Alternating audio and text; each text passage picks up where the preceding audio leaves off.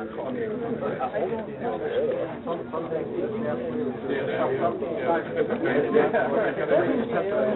right, we have 4 people, so let's get started. Our next item tonight for study consideration of the council are 2 items that will be coming before you at your September 26th public hearing and regular meeting. The first item is ZR 1311, which is a rezoning request of Dorchin Martin Associates on behalf of the owner, Corral of Tri-County, to rezone from OS Office Service to B2 Planned Business, a property located at 29350 Southfield Road, at the northeast corner of Southfield Road and Edwards Ave. Part and parcel to that, if the rezoning does go forward, is GP 1229, SP 1282, which is a special use and site plan review request of Dorchin Martin Associates on behalf of the owner, Corral of Tri-County, to construct a new 12,050 square foot Golden Corral restaurant with associated parking on the property located at 29350. Tonight we have representatives from Golden Corral, the developer, architect, and traffic engineer that would like to do a brief presentation and then be available to answer any questions. After their presentation and questions by the council, I will also be available to answer any questions on procedural issues with regard to the rezoning special use or site plan. Okay. Thank you. Will the petitioner please come to the microphone, give your name and address for the record, and state your case, please? Sure. First of all, thank you this evening for hearing us. My name is Larry Weiland. I'm from Indianapolis, Indiana. I represent Golden Corral. I'm the real estate director for this part of the country, for the Midwest, and we've been through 5 or 4 meetings prior to this with your planning department, kind of going through where we are, and I thought tonight we would just kind of do a summary of kind of where I think we are and where we're going. Okay. Okay. You know, the question today was, what is Golden Corral? And Golden Corral is, can you hear if I talk like this? Really need to talk to the microphone. I'm sorry. Our secretary. All right. Golden Corral is a family concept. No liquor, no alcohol. The things that people want that are from Michigan. We have 2 stores here in Detroit, not in Detroit, in Detroit Metro, they call here. One in Westland and one in on Town Hall on. Get my notes here. Clinton Township that have been open. One's been open for 7 years. One's been open for about a year now. That do very, very well. We serve breakfast on the weekends, lunch and dinner, $8 lunch ticket, $10 dinner ticket. So we're really going after the value customer. In terms of business people for lunch, we'll have free business meeting rooms for the business people that work in the community, Wi-Fi and those kind of things. There was a question about, let me just show you some slides of what a restaurant looks like, if that's okay. Sure. Okay. This is the outside of the store that Kurt now operates. This is the outside of this one here. This is Port Huron, front of Port Huron. Another one in the front. That's the side, or we call it a chimney to show our building signage. This is the look. Now we've got to set. This is the look of our new inside. This is the greenhouse or the salad bar for people that get all they want to eat for salad. This is another part of the greenhouse. The grill house here will be cook steaks, serve steaks, chicken, fish, chops. It's all part of the price point. $10 all you can eat. This is the lighthouse base with seafood and the piazza with Italian food.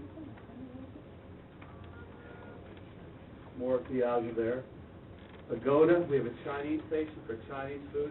So we're trying to meet every kind of the customer. First one is Chinese food, Hispanic food, American food, grilled food, salad food, healthy food. This is a picture of one of the dining rooms right here with tables and chairs. Tables and chairs again. This is actually the store, and this is your store here. This is 7 years old. We're showing 7-year-old pictures here to show you that after 7 years, our stores still look good. Inside dining room. That's his store now, 7 years. You see a little different color scheme in this one. This is the 7-year-old buffet here. More of his restaurant now. His restaurant. Brassville Bakery. So, that's good. So we give you an idea of what we look like. We are really value-driven for the customer. Someone said to me this morning about loss of business. If we open up a Golden Corral, what happens to the local people? Let's just talk about that for a second. We opened a store over in Hall Road in Clinton Township a year ago. Our first year we did $5.9 million in sales. I called today the manager of BB, what's that, barbecue, Mongolian barbecue beef concept, just like us. He's up in sales. Olive Garden up in sales. Red Lobster up in sales. Go up and down Hall Road. With our restaurant there, those restaurants are still packed. We are going to bring people to your community. We're not here to hurt anybody. We're not the Walmarts of the world. We are here to serve the community that we want to be in Southfield.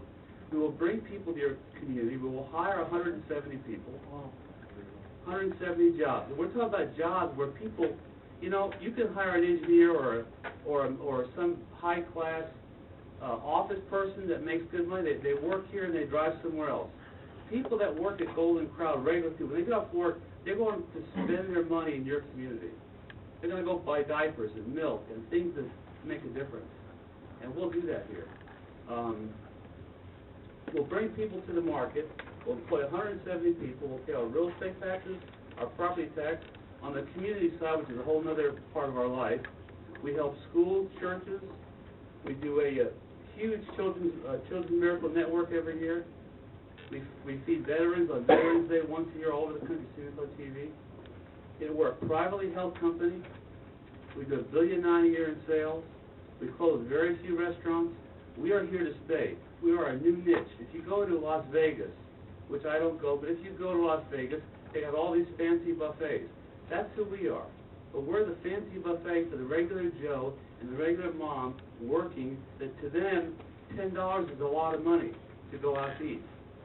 And maybe you don't see that in today's world, because there are a lot of people here in this market, you know, I don't see any other buffets in this town like this. So we're not going to hurt anybody. If you're going to get a gyro, you're going to get a Greek salad, you're going to get eggs at wherever, you go in there. We're not taking it away from things. We heard that today a lot. And I want to make sure everyone understands that we're here to help the community. I guarantee you, this restaurant will be a map in your restaurant that will make you want to come to Southfield. And to me, I think that's what it's all about. I don't know. Kurt Patel, with me, is the franchisee. He has 2 stores. He's got 2 restaurants. He's got the opportunity to build 3. He wants to come to Southfield. If we can't come to Southfield in this location, we're not coming to Southfield. Why?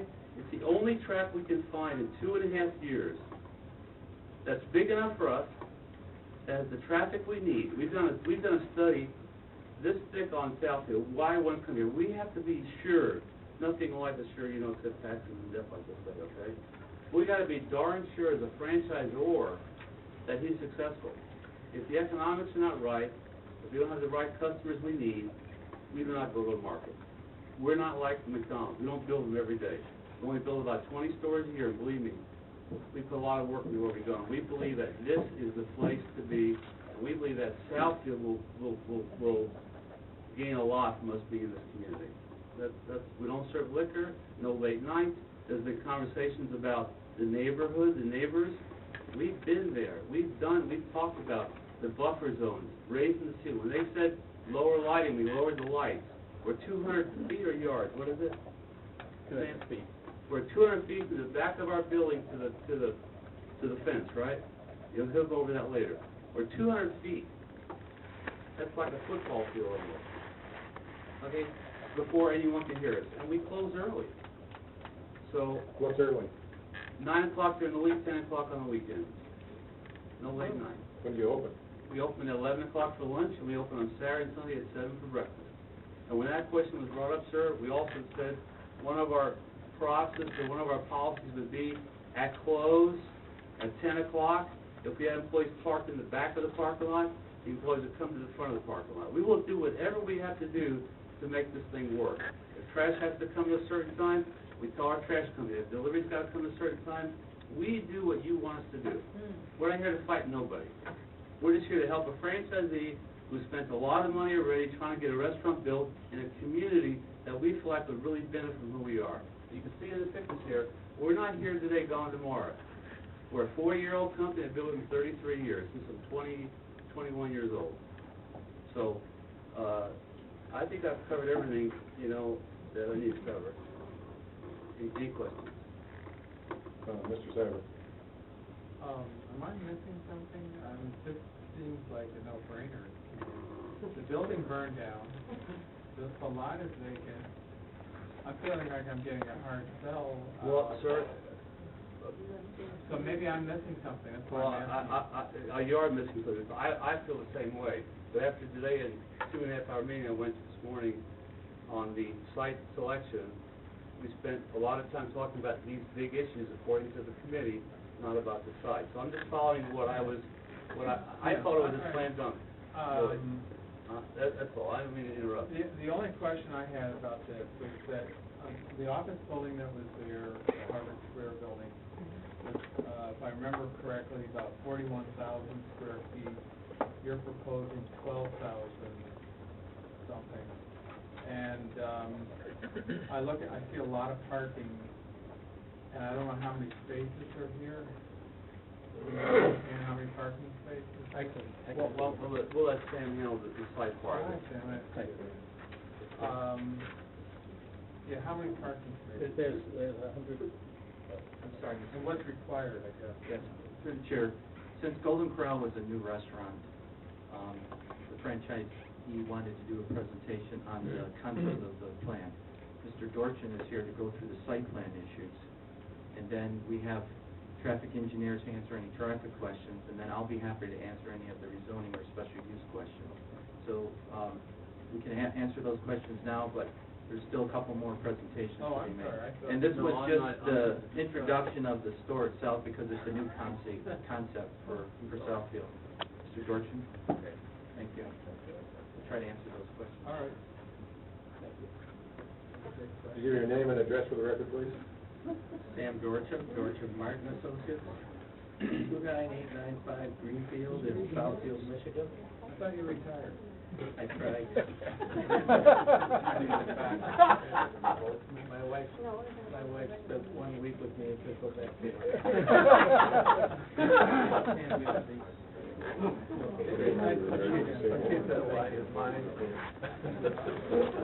the truth. I can answer the question about parking just quickly to get that out of the way. So I think it's 144 were required. We have 178. We felt that the additional parking, and incidentally, the 178 is even less than what the office building had. I'm just wondering if some of that could be land bank? Well, actually, We require in the building, we require 170 spots for our restaurant. That's what we found in our studies, what works for us. Because we're gonna employ 170 people, plus 60 people working on a shift, and so just run the numbers. I'm not an expert. No, that's on okay. parking, but I'll tell you this, you go around this town, and most of our commercial buildings are overparked. And it's all water runoff and maintenance, and I'd rather see it land bank, and then if you need it, you add it, but, I'm not here to give you a hard time. No, yes, sir. But we have found that in these size buildings, 170 parks is the least amount we want. Some have more. Our store opened up last week in Modesto, California. We had 230 spots. But we've got the drainage, and we'll show you that here in a minute. But I understand.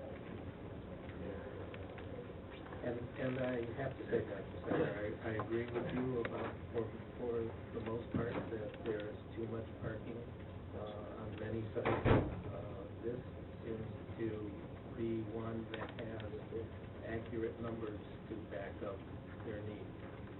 And so we did what we could to provide parking that would recognize some things that were avoided, or reflected in the previous building, which was, I don't know, maybe some of you remember when that was built.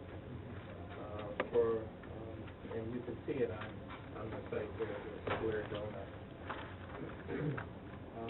This is less than a third the size of it. What we did, to get all of our parking and still try to provide privacy for the residences behind the site, was to have a rain garden type retention pond. And that goes for the drainage that comes around and drains into the retention pond. Another thing that I'd like to point out is the landscaping. The previous site had parking all the way up to this line here. In order to recognize the current request for right-of-way location, we're 102 feet from the center line to our right-of-way line. And as you can see, we have a lot more landscaping than, even though we have more parking, we have a lot less building, and so a lot more landscaping. The building is located, again, as Larry mentioned, to recognize as much as we could the privacy and the noise factor and whatever other items were brought up by the residents, by the planning commission. Is that microphone on? Pardon? Is that microphone on? I can't tell. There you from go, here. that's better. Oh, I can hear myself all right. Okay. Well, let me turn it this way. As the planning commission, planners, all of the heads of the department that checked this, that reviewed it, and that we have gone through, this is the 6th meeting that I can recall. We've tried to answer all the questions. The questions about traffic will be gone over by the next presenter. But one thing that I would like to point out is there used to be 3 drives on Edwards. We have reduced that number to 1, as you can see. We also have 1 drive on Southfield, which is south of where the old one was. Let me point to that. That's where the old one was. Both drives are, when exiting, you can only exit to the right. They're both no left turn drives. You can come into the site off of Southfield from the south. We would like, but we are not necessarily locked into coming onto the site from the north with a left turn into the site. We can turn left onto Edwards and immediately turn into the drive there. We've located that drive directly across from the bank drive so that you don't have conflict of people turning left, and I'm sure that will come up as far as that'll come up in the future. Is the question about trash and dumpsters. It's an enclosed dumpster. Trash and garbage is never out in the open air. It's put into the enclosed dumpster with through a chute and put directly into the dumpster. And then when trash is picked up once a week,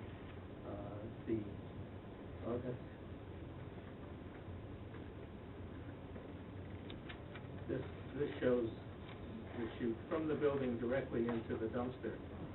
And the dumpster is enclosed. it has an enclosure that matches the building. As far as odors and rodent control, which were questions that were brought up during many of the meetings, the rodent control, there is a rodent control company that will come once a week or once a month or as needed. Odors are cleaned as much as possible from the cooking operation with electronic filters, and they have a special filtering system that we can make available to you to show how that's done.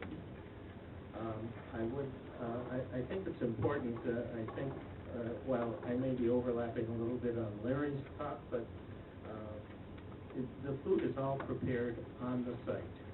Half of the floor area is kitchen, half of the floor is eating space, and it's tables and chairs, not benches. And the last thing that I'd like to cover is lighting. We've provided a photometric sheet to cover the lighting to make sure that we don't spill over into the residential area. And it's been reviewed, and so far as we know, approved.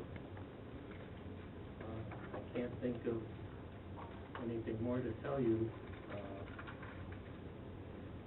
other than some of the things on the site.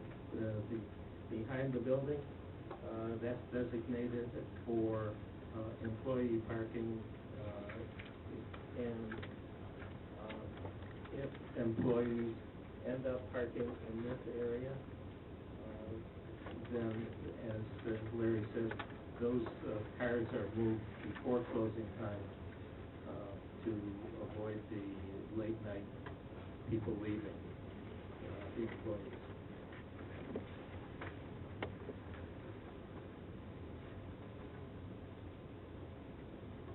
For the chair, since this also requires a special use approval, and one of the concerns of the residents and the planning commission were dealing with traffic, planning commission did require a traffic impact study be completed. We do have the traffic engineers here tonight to do a brief presentation on their findings and to be available for questions of the council. And since that was one of the major topics of concern for the residents, I would ask that you give them a few minutes to make a brief presentation.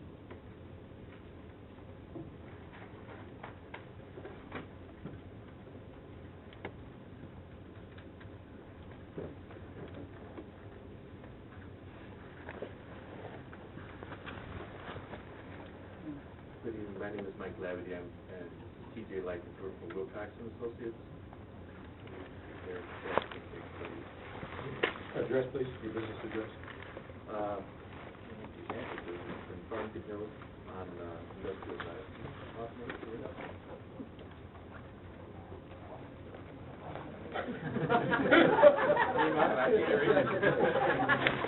Uh, 37871 Interchange Drive, Farmington Hills.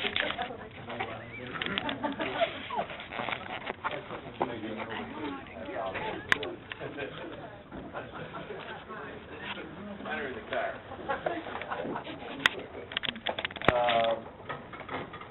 Real quick about the traffic impact study. There's a lot that goes into it. It's mostly accepted practice stuff that your city engineer, your city traffic engineer knows about. That we outlined the scope with them, we got the approval from them as to what intersection study, forecast, and the assumptions that we made in the study. It's a lot of numbers and a lot of words. Bottom line is that the impact is not, there is no significant impact. The differences in delay between existing with no offense and with the restaurant in place during the lunchtime peak and the evening peak, which would be sometime between 4 and 6, is just a couple of seconds of delay per vehicle at Southfield. There was also some other things we found out that are kind of interesting to note, that there's been some significant drops in traffic volumes on the residential streets in the neighborhood since 2002. Very significant, almost half the daily traffic volumes, and those were counts that were taken by the city. But the volumes are down by half. Now, there are some differences. First thing is that that school was in session, but there was also an office building there. If you take out the traffic that's generated by those two uses, you still have dramatic differences. So it doesn't, I think there's just less people traveling through the neighborhood. Hopefully there's not fewer people in the neighborhood. But that may have something to do with major streets being better, less congested, I'm not sure. But dramatic differences, and that information is in the PowerPoint that we presented to the Planning Commission last week. So, the recommendations that came out of the study are pretty simple, actually. One is that we need the approach as you're coming up to use this approach right now, you can really only have one car on it, and people are driving, if you wanted to turn right, you're kind of driving over a real rough area right there, and we're proposing that gets fixed so that you can drive on it. So that's one thing. There's a sign on, no, I don't think,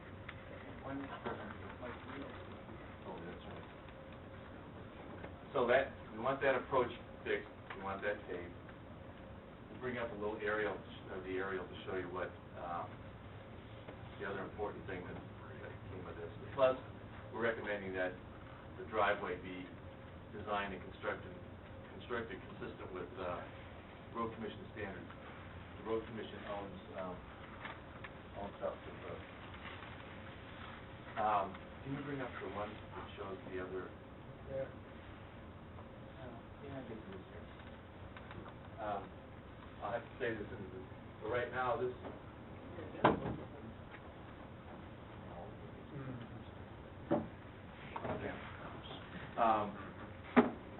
As Sam was saying, this is the existing driveway that's up here. That's going to go away. The new driveway is going to be here. So the relationship between this driveway and this one is kind of an important thing. You really don't like them offset like that.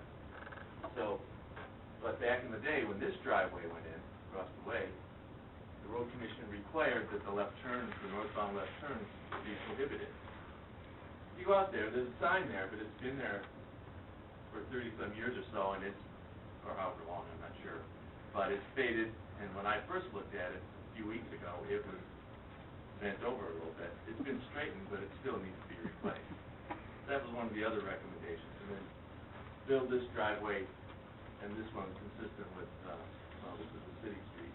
Build this consistent with Road Commission standards. That's all we really came up with as far as the impact. It's not a big deal. It's not something you're going to notice. Now, there's a lot more involvement in the study if you want to get into it. And one of the things is, if you notice that we're moving a distance from here down to here is the center line of this driveway, which is going away, moving it down another 170 feet down to here, which is a good thing because there were some complaints and concerns about the relationship of this driveway and this one. So we talked about that a lot. There were a few complaints made, and a lot of back and forth about that, but it was 72 feet, now it's 170 feet. And also the concern about left turns going into that driveway versus left turns being allowed to go in our driveway. And the potential problem with the fact that they're offset. Well, we're significantly improving that by more than doubling the distance. And if you go through the traffic study, you'll see that the queuing for this southbound left turn is really only one car. The traffic queue on an average, the maximum traffic queue is only one car. Where this southbound left turn, there's about 22 cars during the peak hours that want to make this turn, based on the traffic. The traffic queue here at the traffic signal with this southbound left turn is only 54 feet, which is just a little bit over 3 cars, a little bit over 2 cars. So, we think that this southbound left turn can be allowed. We talked with the road commission about it. They don't really have a reason to deny it right now, but it is, there are some folks that have expressed some concern about that. What we thought, at least from an engineer's point of view, allow it. If it becomes a problem, the road commission could take it away at your request.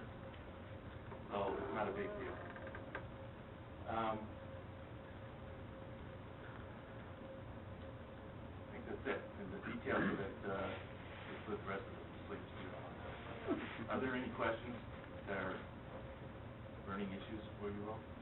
Does anyone have any questions? I have some comments. Okay. Thank you.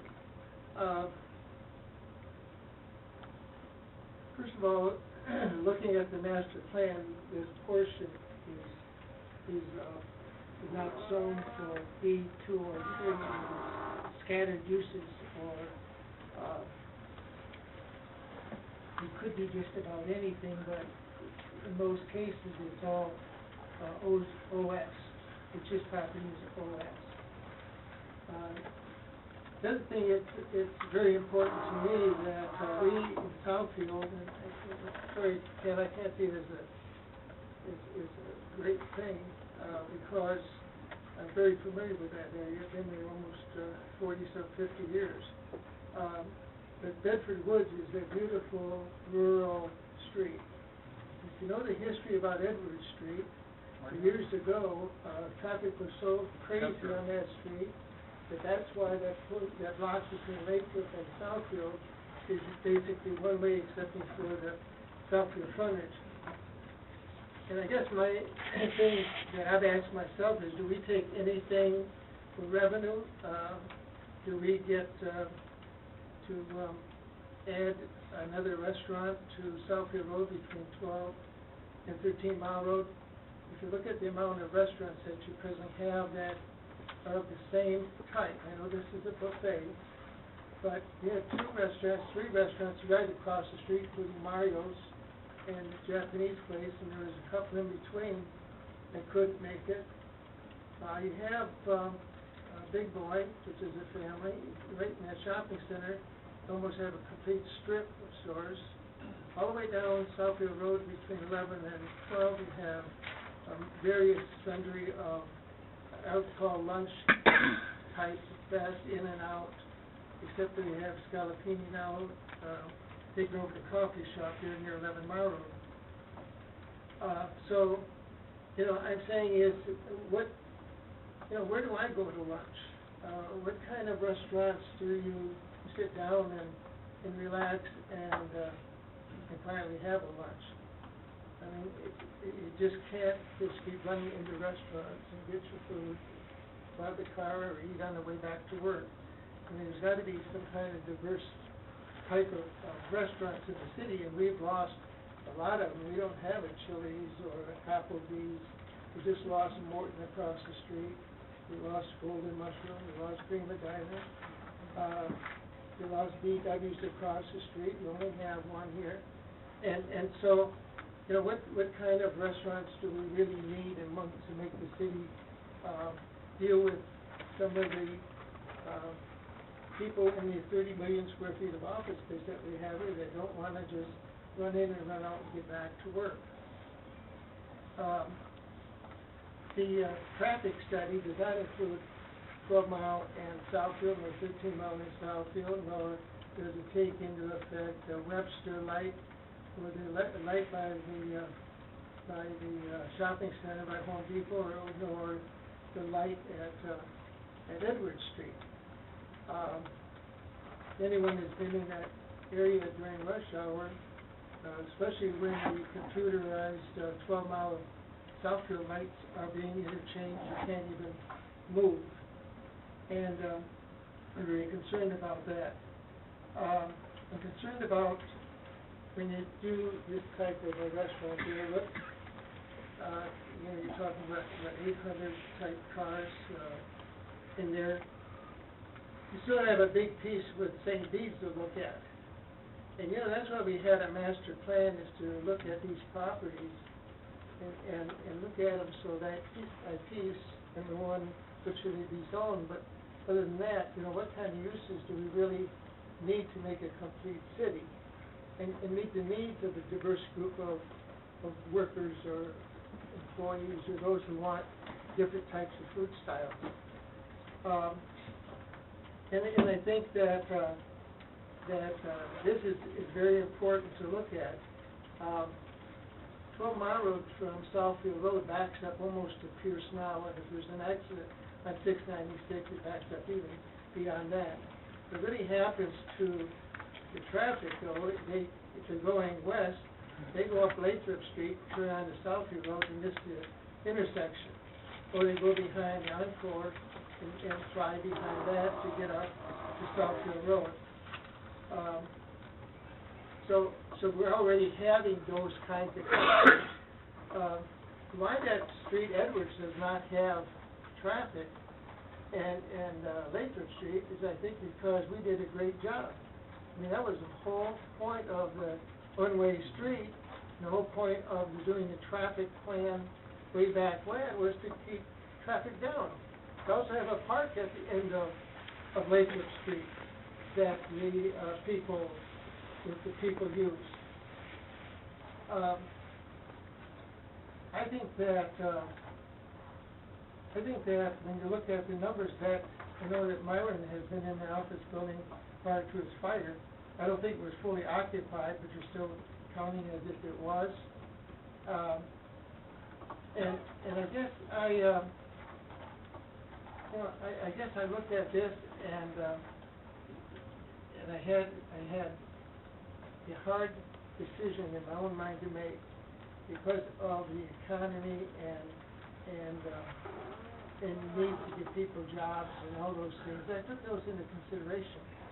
But I guess I look at myself, one of the 7 here, is that we don't build today, but we build for tomorrow. And I'd hate to see us, when times change, that we still haven't met the needs of the city. We had CC's, I think it was called, up there, all you could eat. That lasted about 6 months. You have, like I mentioned before, you have those restaurants across the street that didn't make it. They had buffets at 12 till in the old days, and they was one right after another and couldn't make that type of a food thing work, the way food was dispensed. I guess I had the opportunity to read the minutes, and I'm sorry, I don't think we got the minutes. If we did, it's in with the LTU stuff.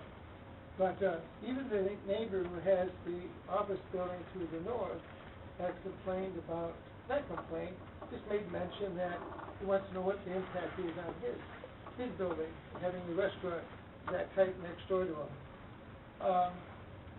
Then I read Commissioner Mandel, of course, he's the one who retired from the board, and it really made sense to me because housing values are dropping so drastically, and those are such nice homes back there. I would say to myself, what kind of impact is it going to have on the values of those homes back on Lathrop Street? If you haven't been there back there, they're really great homes, the large ranches, that whole area are all nice homes, and we just had new homes built on Webster and Pierce.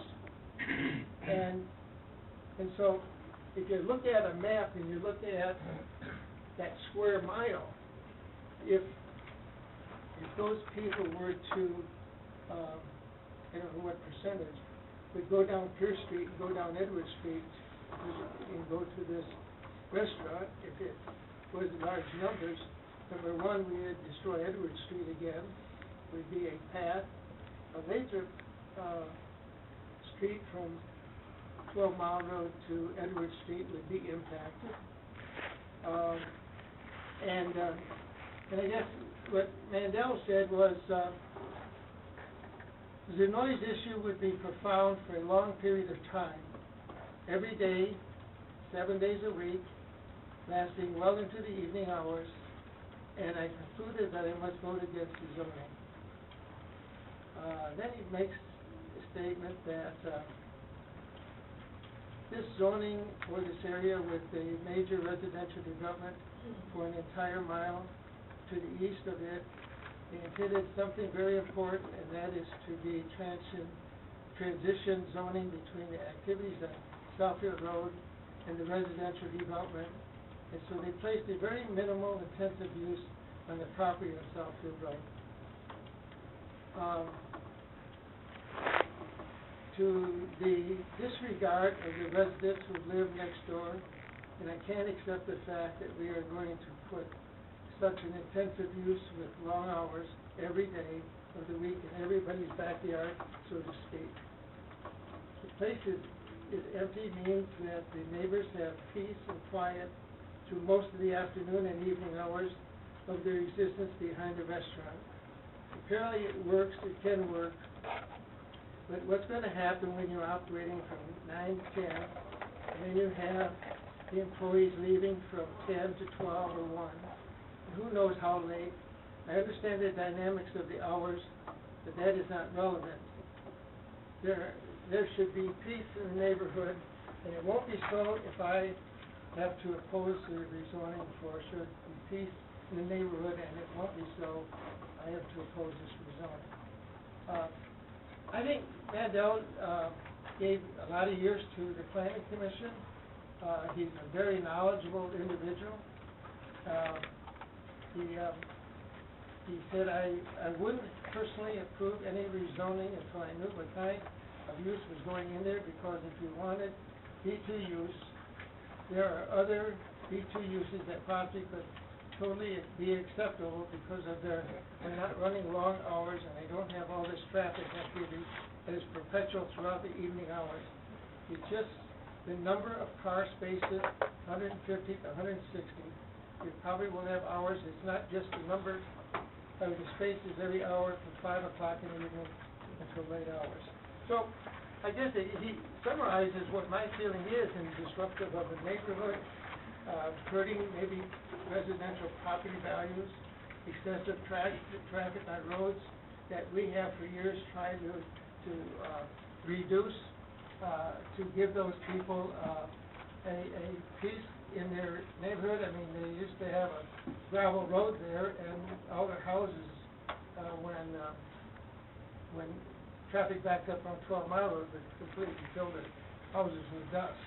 So it's a little history, but I kind of stand with Mr. Mandel and my strong feelings that we have enough of this type restaurant on Southfield Road between 12 and 13 to feed more than adequately the people in the neighborhood.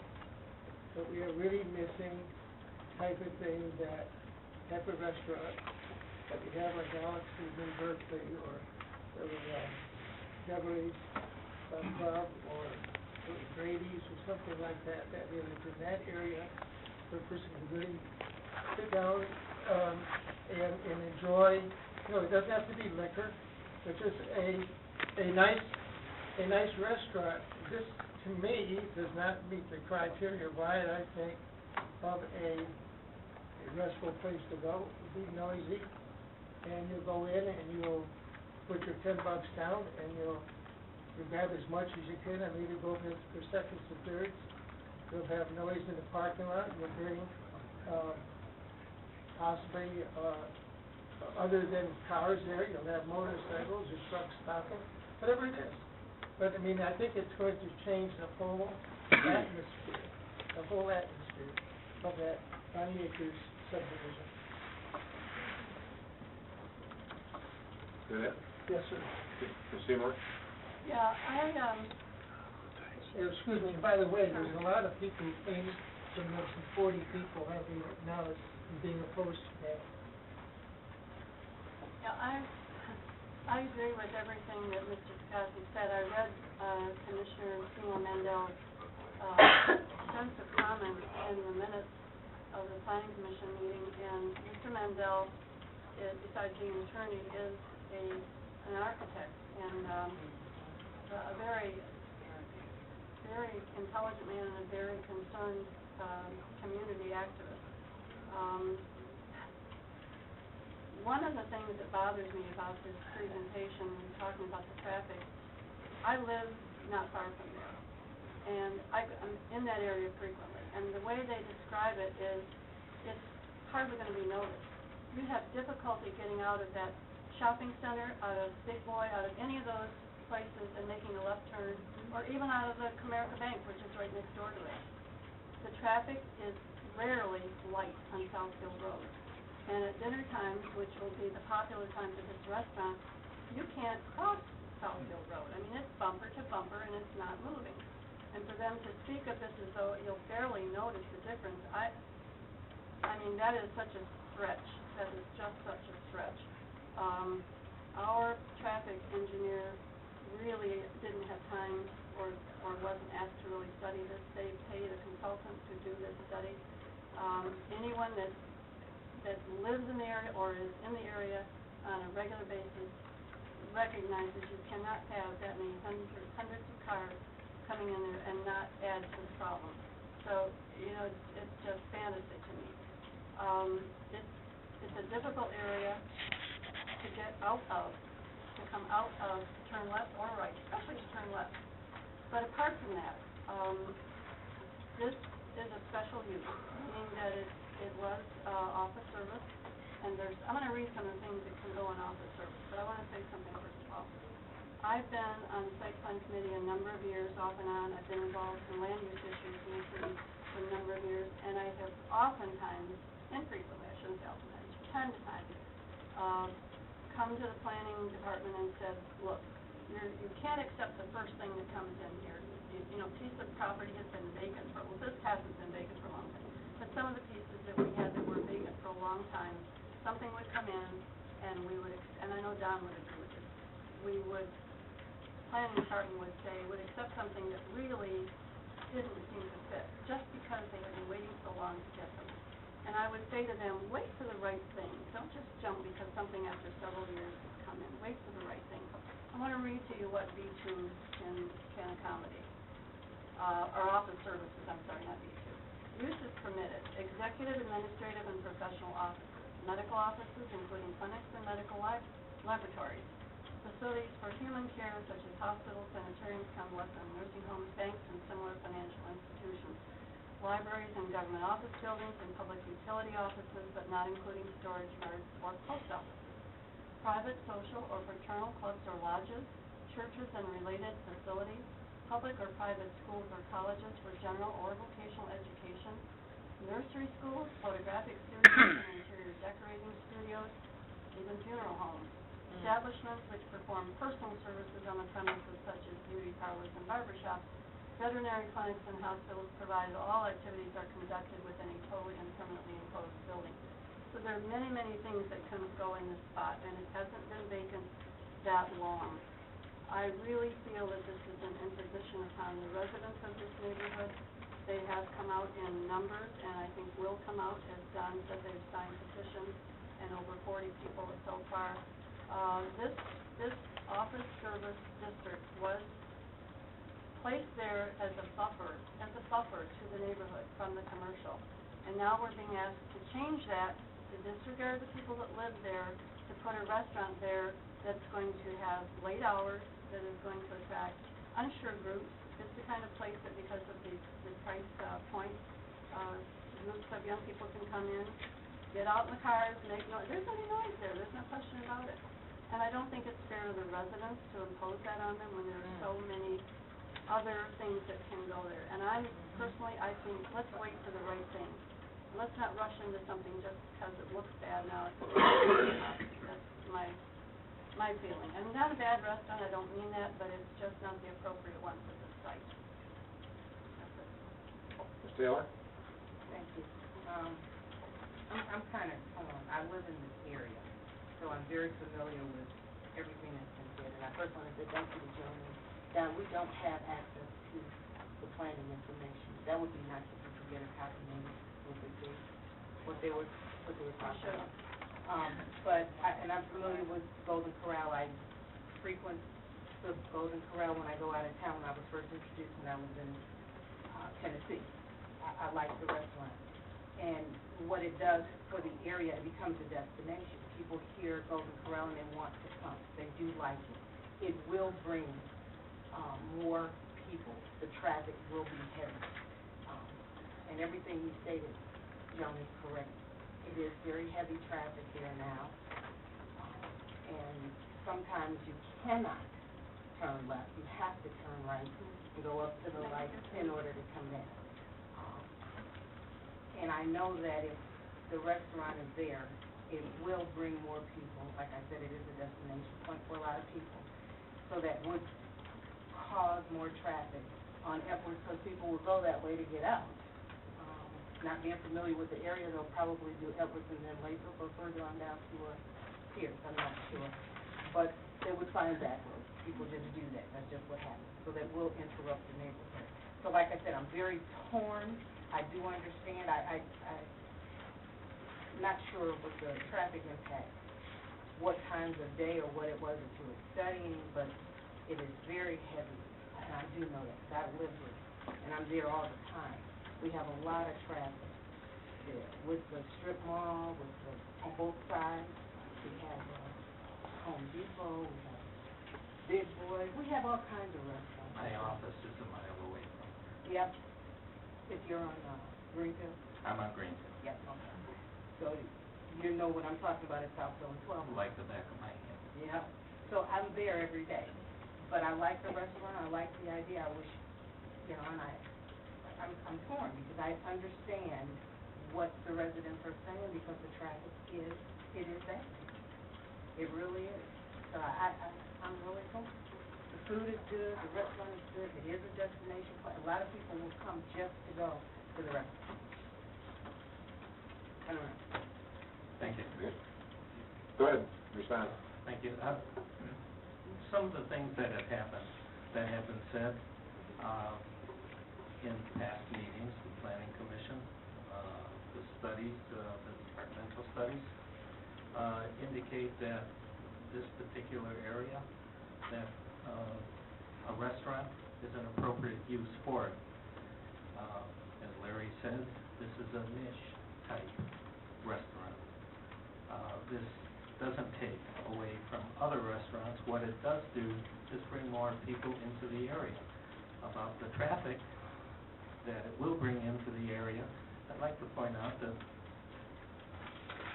this was a study that was prepared at the city's request, and that these are what we consider things we have to live by.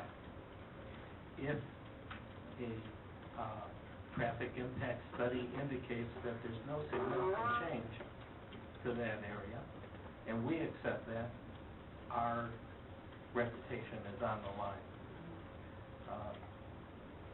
I frequent that area every day. I never have a problem making a left turn from Edwards onto Southfield. There's a traffic light there. The problem that of making a right turn, which makes that line longer, the queue longer, is because of the beat-up ditch alongside. And that's what you can't, if someone that's making a left turn is a little over to the right, and you can't get between that car and the edge of the pavement, your tires go into those holes. That will be repaired as a part of this. I'd like to, and this is a difficult thing, I've known Seymour Mandel for more years than I've known any of you. I'd like to say that, first of all, he voted against the rezoning. However, he voted for the site plan. I'm not sure about his thinking. along those lines. It's not consistent. We have shown that we have done more to make that site attractive than was ever done by the office building that was there before. I'm not saying that you have to accept the first thing that's presented to you. However, look at what is presented to you. Is it something you like? All of the residents who came here indicated they really like Golden Corral. They like it not in their backyard. And you've heard not in my backyard many times. I don't disagree with that, but what would they like in their backyard? Would they like another office building, perhaps 2 stories high, that could be built like the one to the north, that people can look out into the backyards of those residences?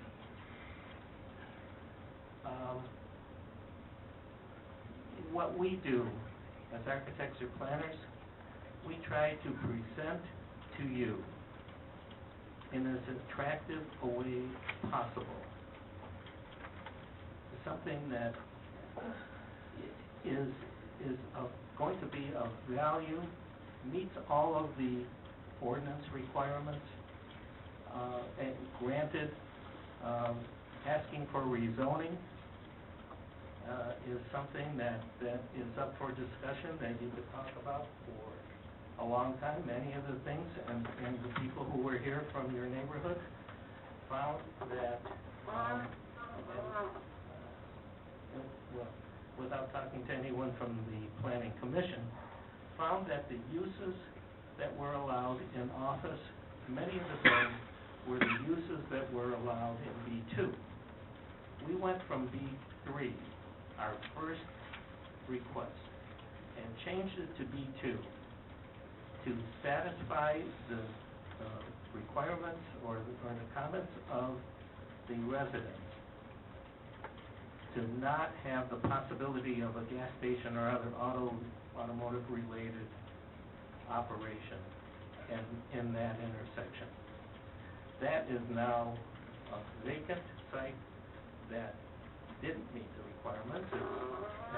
If anything, it will lower the property values of the residents in the neighborhoods behind, because who wants to have what looks like a vacant lot near them when they don't know what's going to be there?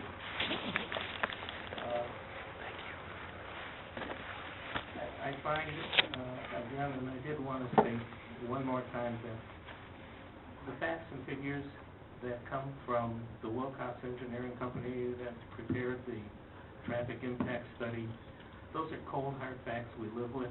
They're not conjecture. I travel those areas just as any of you do. I've been there for 25 years. I don't have any problem turning into Home Depot. I don't have any problem turning into Target. And eventually what's going to happen if everybody's dream comes true and there's a boulevard up the middle of Southfield, that's going to solve everybody's problem about left turns. You're just not going to be able to make them. You'll have that Michigan U-turn. So I just find that many of the things that have been said have all been fairly negative, and I can understand that a lot of you feel that this isn't the right kind of restaurant. Some nice restaurants that have been in that area have gone down the tubes because maybe they weren't run right. Maybe they didn't satisfy the requirements. Maybe people don't want to sit around on Southfield between 12 and 13 and have a martini for lunch. And I hear what you're saying, and I understand that, but I live in this, and I do know that sometimes there are problems with turning. Traffic is heavy here. And maybe those other restaurants didn't work because who and what they were. I know that the Golden Corral is a good restaurant. I said it's a destination point for a lot of people. I'm not saying it wouldn't be successful. It probably will be. I am saying that there is a traffic problem. Yeah, maybe it will go away if we have this, you're correct, we wouldn't have a problem, we would not have an issue there with the turning and that kind of stuff. We still have a lot of traffic, but it would be managed better. And now that you're saying the county is going to fix both sides, no, it's, state, isn't it? No, it's, It's Oakland County Road Commission. they're gonna fix the edges of the road, because Southfield has the gravel, where cars go on the other side, where you. I don't know who's gonna fix it as part of the approval, is that will be fixed. Okay. That'll be repaired, to be able to handle a right turn lane. Because, you know, they're using it now, but it's still not the best answer. But I'm not saying the restaurant wouldn't succeed. I feel it would succeed anywhere because it is, in a lot of places, a destination. People will go to Golden Corral. That's what I'm saying. But it will have an impact on the neighborhood as well. That's why I said, Yeah. Well, and standing alongside of me is someone who can place reality on it. But before we do that, there was a question before about the master plan. Did we ever get an answer on that? Remember? About changing the zoning? No, whether it was voted on or not. You were gonna look that up, let us know. Whether the master plan was voted on? Okay, but I didn't know, because you had left that night, and we had said we were gonna find out. Okay, but I didn't know. That's when we had ended the meeting with Nancy going back to look that up before, and to let us know. But that's a guide, it's not a command. No, I understand, but we had that question, and we were waiting for that It answer. definitely was. Okay. But I will tell you that there wasn't a whole lot of confidence in it at the time. It was kind of pushed upon us by a person that we had a very short time, the city administrator. Okay. We had to do it, and a lot of things in it we didn't like. It doesn't really have the buy-in, it didn't have the buy-in of the council. Okay. But it's a guide. Okay. Was it the master plan for this project No, that you're talking about, or the master plan for LTU? It was LTU. Yeah, Oh, 'cause LTU? When we were talking about. Yeah, we talked about the master plan for LTU for a long time. Right, but remember the question came back on the Sid had said that it wasn't approved or voted on. I think this question was the master plan for the city of Southfield? Yeah, not the Not LTU. the. Okay, So the master plan, yeah, Terry was It was voted on, yes. And it was, okay, I missed that coming back. It's not quite that long. It was later than that. 2009. Yeah, April 7th, 2000, yeah, Okay, April 2009. yeah. All right, that was the question that. Oh, okay. asked. All right, I'm sorry. That's okay. I think I'm sorry because I may have glossed over the study a little too much. Because, it's a little, I can't have you say you don't understand the impacts. I can't have you say it's fantasy. So I have to go through it, I think. Or you have to trust that your engineer did and understood what he's reading. It's not fantasy. It's an engineering study that is followed accepted practice that's used across the country. The numbers, the forecast, the computer programs, the analysis, all of that is standard issue. Everybody does it this way. This is how you figure out traffic impact.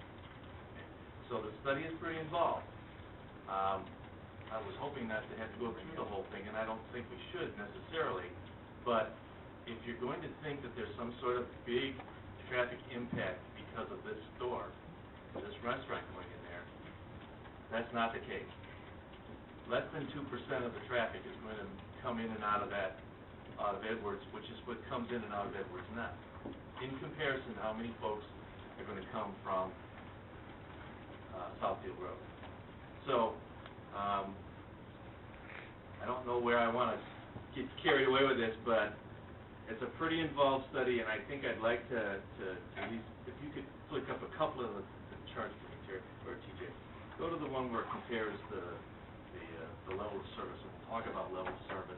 Maybe we should show what level of service is first, because we can't let you sit here and not know all what's going on.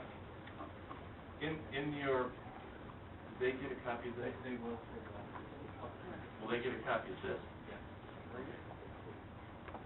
It's going to be excruciating, so you can either say, we already read it, and I don't want to hear it again. Were you here for the DTE?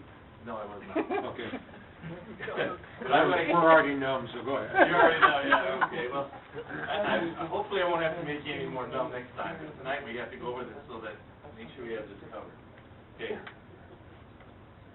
Let's go through the level, agree with the level of service.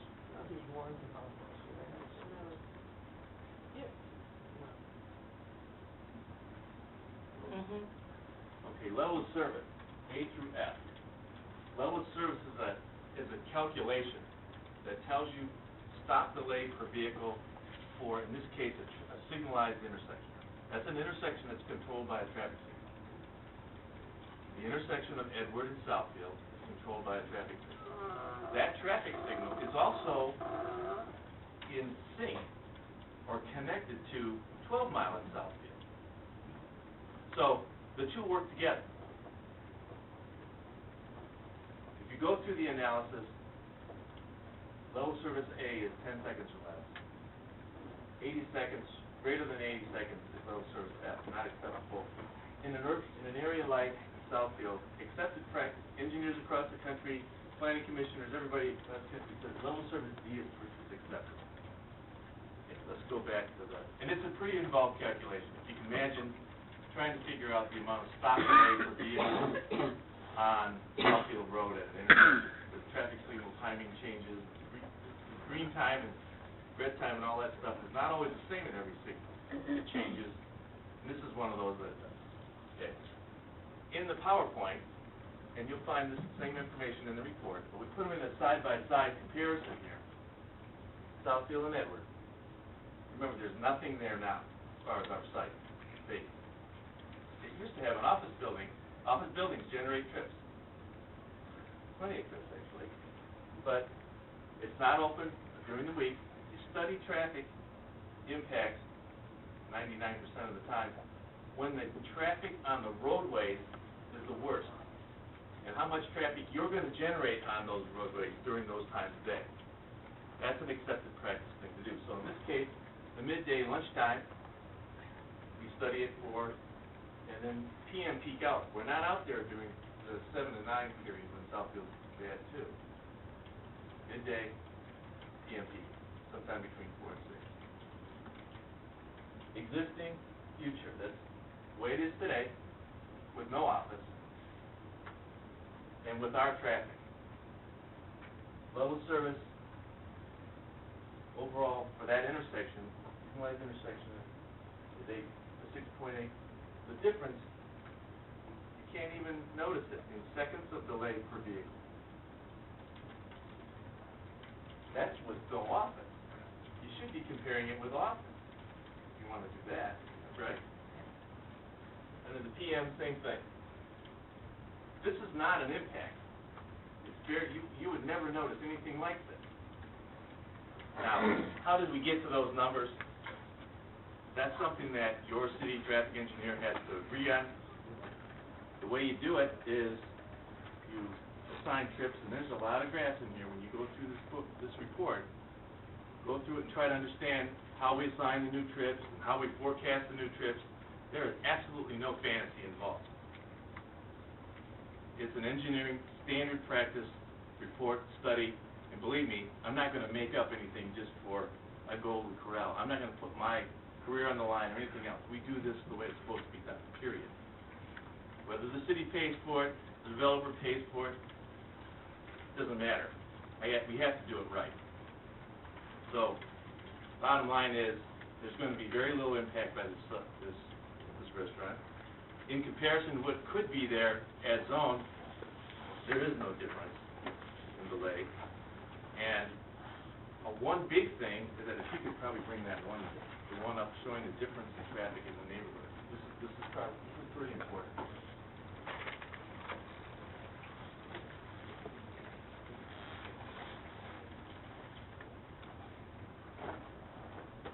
Okay. I think Edwards became a one-way 1980 something, right? Later than that, 90 something. Okay. In 2002, the city made some counts. Long after Edwards was already a one-way. Okay. They did some 24. These are 24-hour lines. total number of cars going in that direction in 24-hour period. These are counts that were taken by the city. The bottom number is 2002. The top number is this past July. Big differences there. I remember I mentioned that there was an office building in 2002, and there was also a school in session in 2002. If you took the amount of traffic those two things generate and deducted it from this difference, you'd still have a huge difference.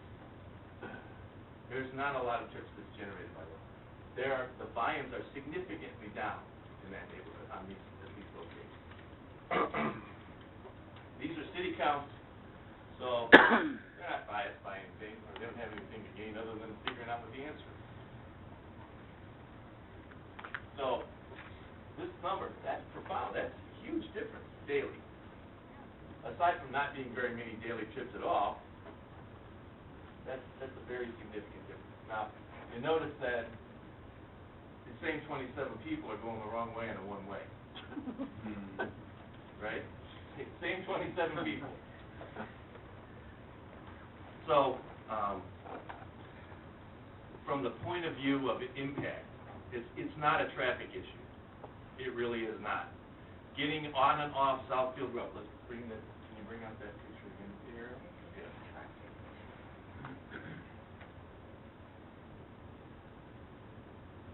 Okay.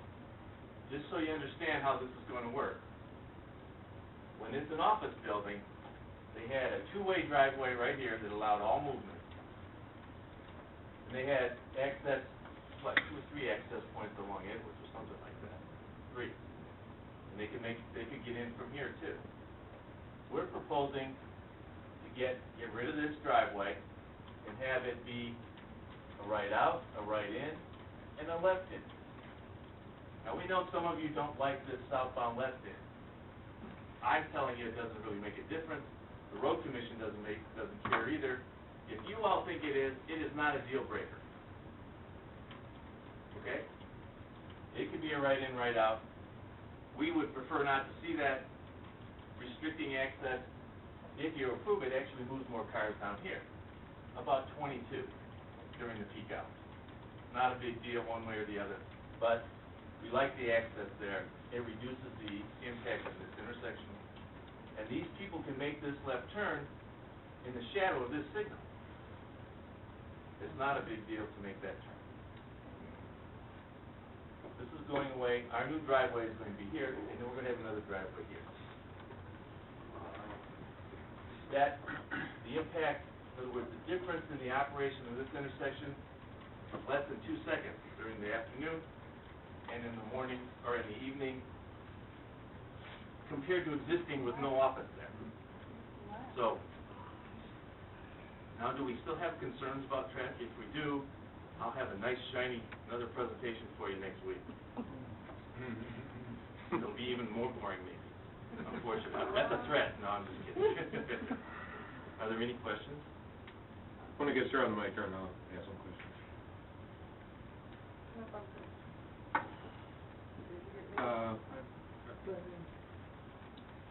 Ms. Garrison, you had your hand up for a while, some time ago. You have my name there? You're next. You know, I remember years ago, 30 years ago actually, when I first moved here, grow out of college, young family, good job, good young family.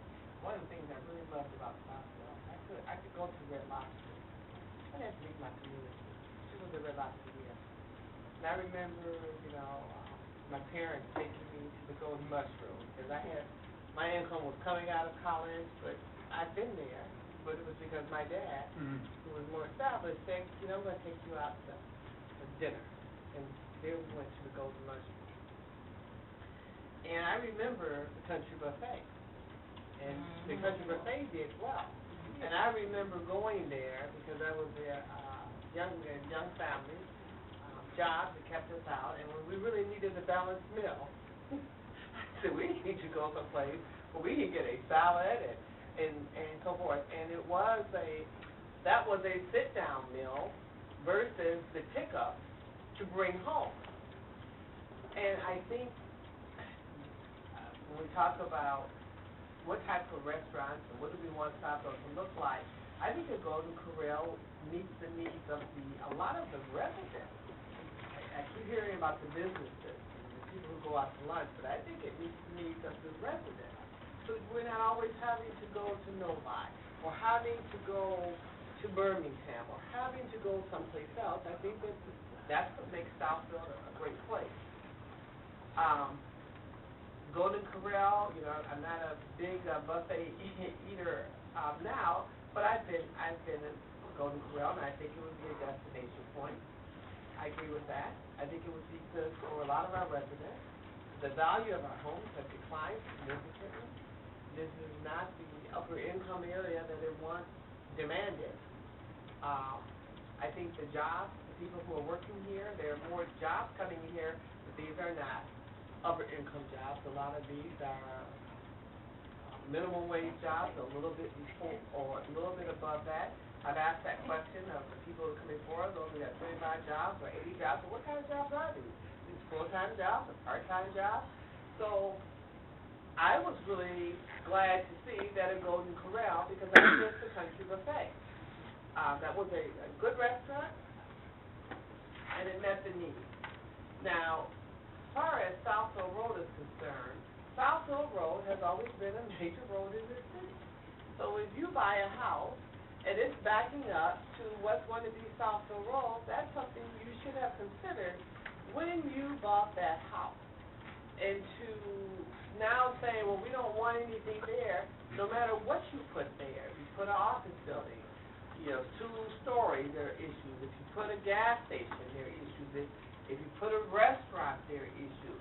Well, but you knew that when you bought your house that was adjacent to Southfield Road.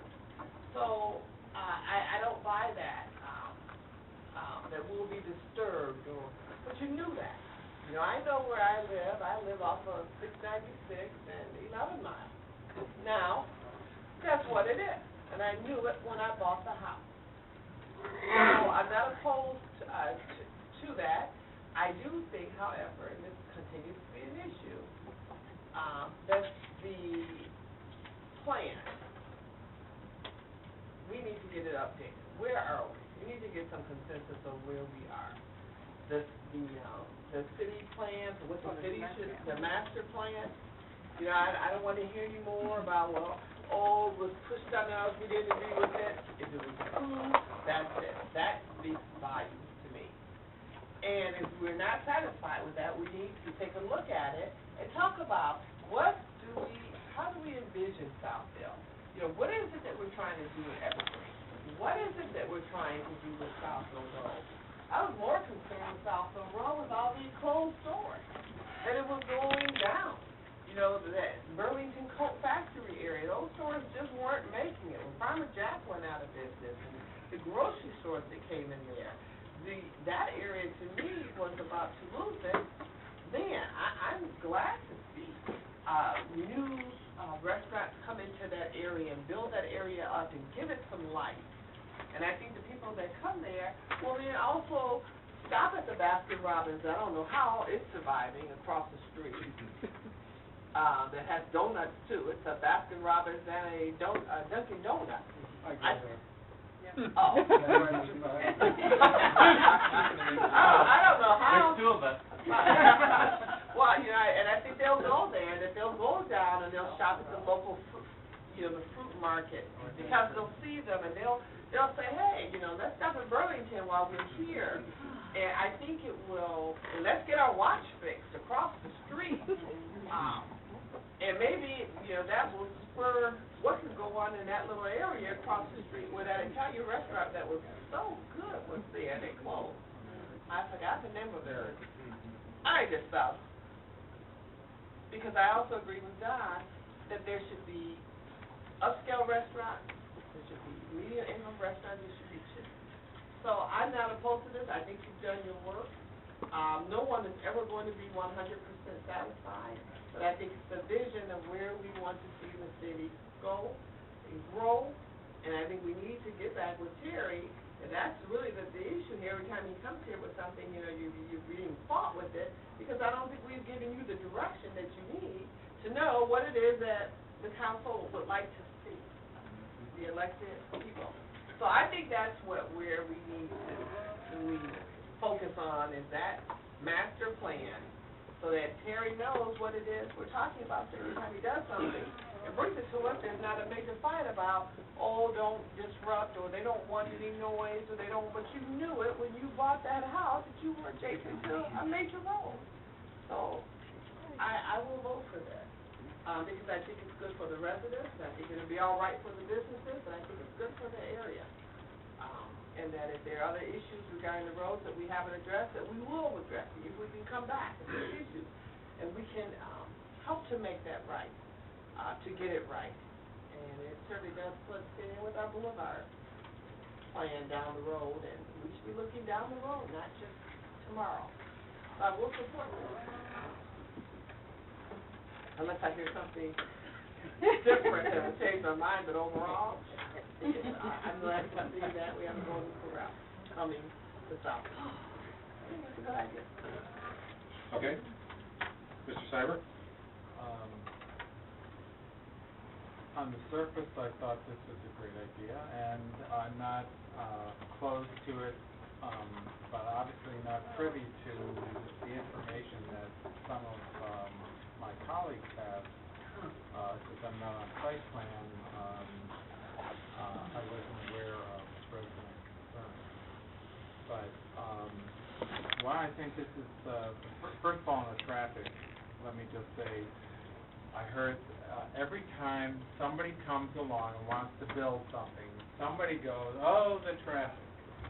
And they certainly said it about Home Depot, they said it about Target, they said it about the condos that we're going where the trailer park is. I mean, it's chronic. You can't build anything without somebody saying, oh, the traffic. They even said it about putting a garden in Losher Woods Park that was going to attract like 3 people. So Southfield Road is what it is, and I support I believe you with your traffic data. But I've spent a lot of time on Edward. I serviced for many years Vandenberg School. There are 400 kids in that school. Many of them are immigrant families that are struggling. A restaurant like this, I could see them flocking to it. And when I think about 12 Mile and Greenfield, we have the highest number of rental homes in the city, concentrated north and south of 12 Mile along Greenfield Road.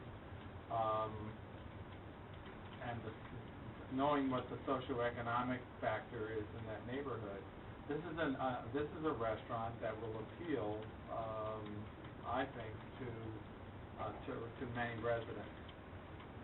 I was sorry to see the wine bar go that was on Southfield Road, Crush.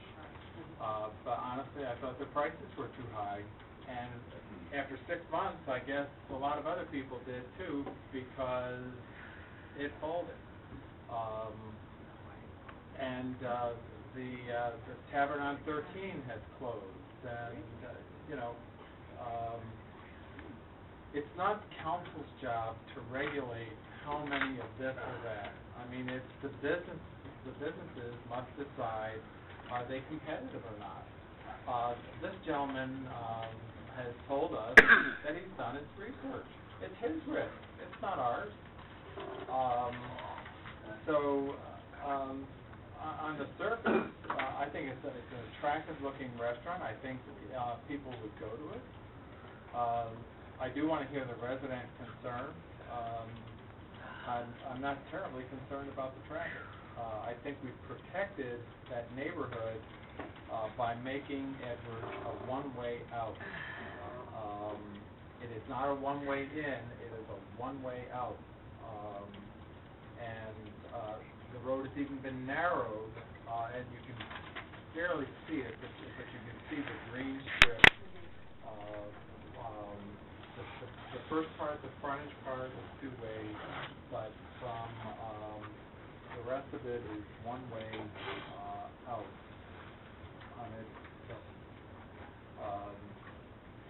So, those are my, added 3 cents. Mr. Perkowski?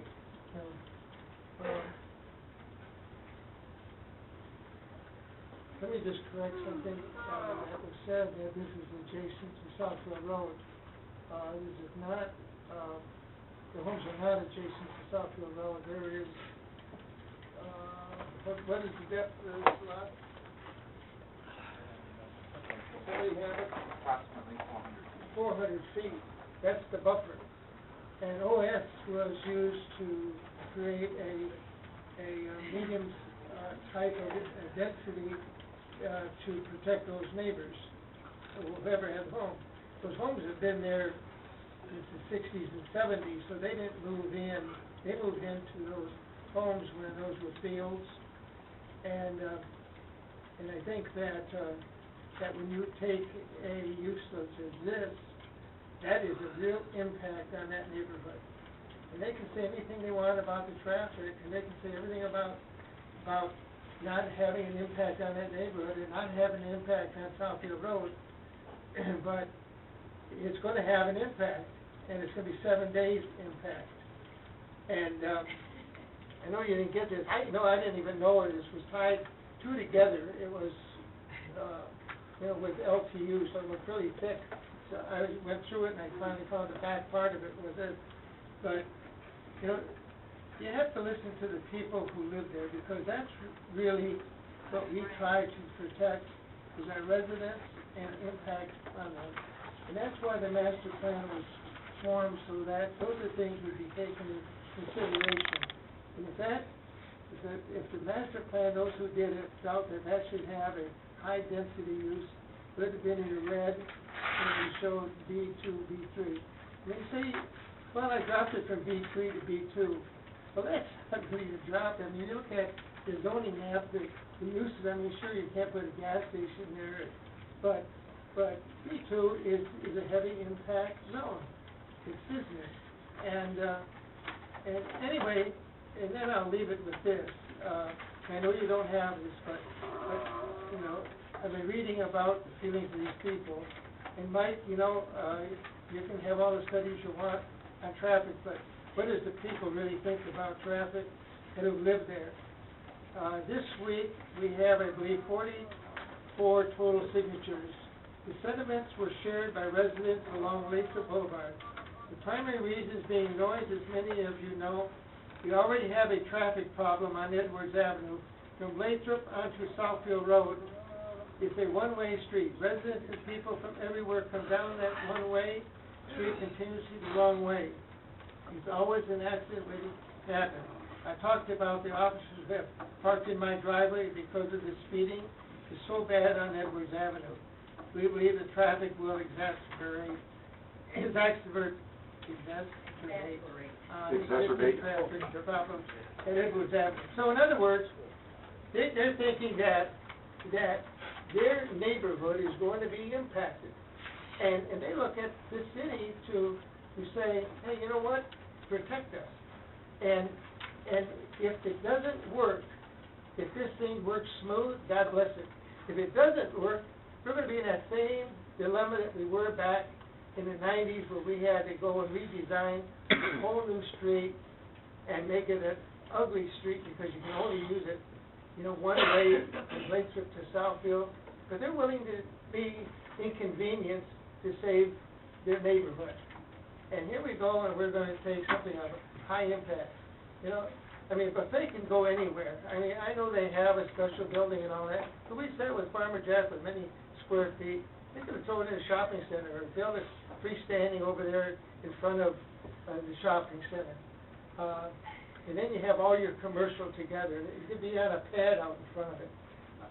But to take a piece of land like this that has such an impact, I just can't not see the highest intense uses we have in the city going there. That's all the comments I have. Okay. Seymour? Yeah, I have to agree with what Mr. Paskey said. My concerns about the traffic are not so much on Edwards and not so much about it's just being slow. It's about safety. And the issues that they want a left turn in onto that property. The most that I could accept would be a right turn in and a right turn out. A left turn in is just asking for trouble.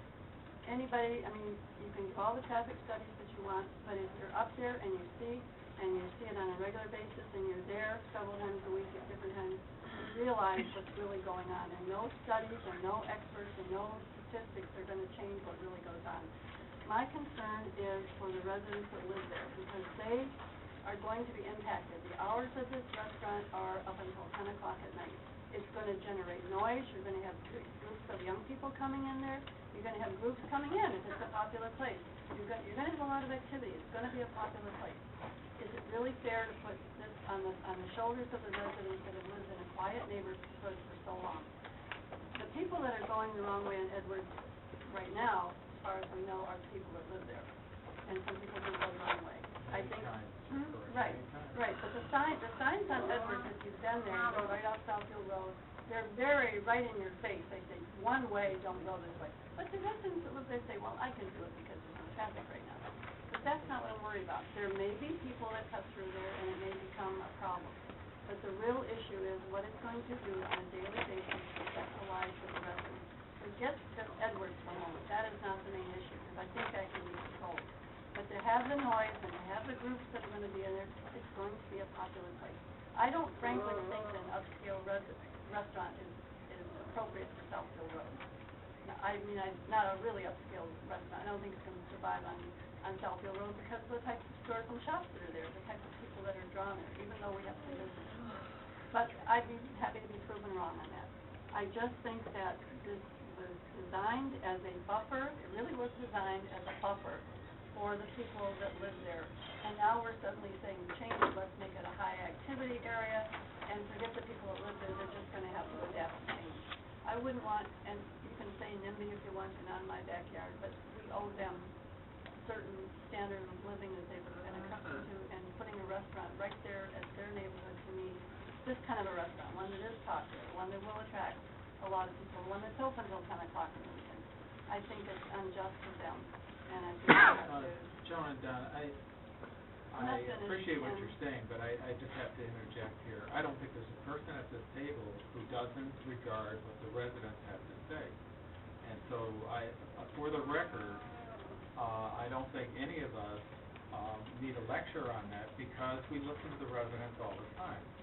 I haven't been privy to any resident comment. Both of you have. So, cut us a little slack here until we hear from the residents.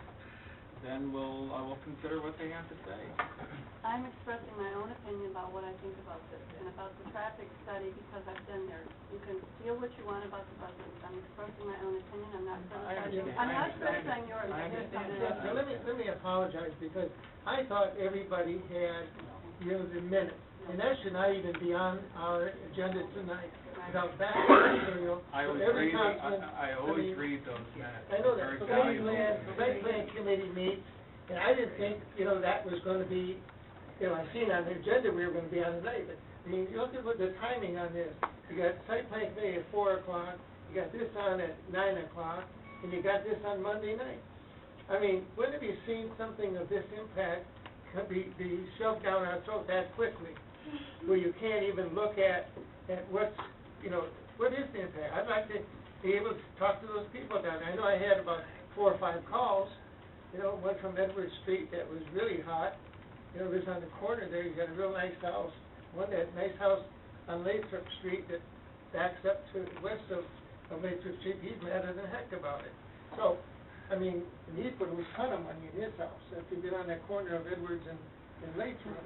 And so I do apologize because I thought I couldn't even find it. I didn't even read it, when my packet came because it was tied into LTU stuff. I found it when we were in Site Plan Committee, but we were discussing it tonight. I had this available, and I feel so strong that the people should be heard, and I know you do too, Ken. And I do think it was a little unfair the way this was placed on without everybody getting the same information that I have. You done, Ms. Stevens? Okay. Anybody else?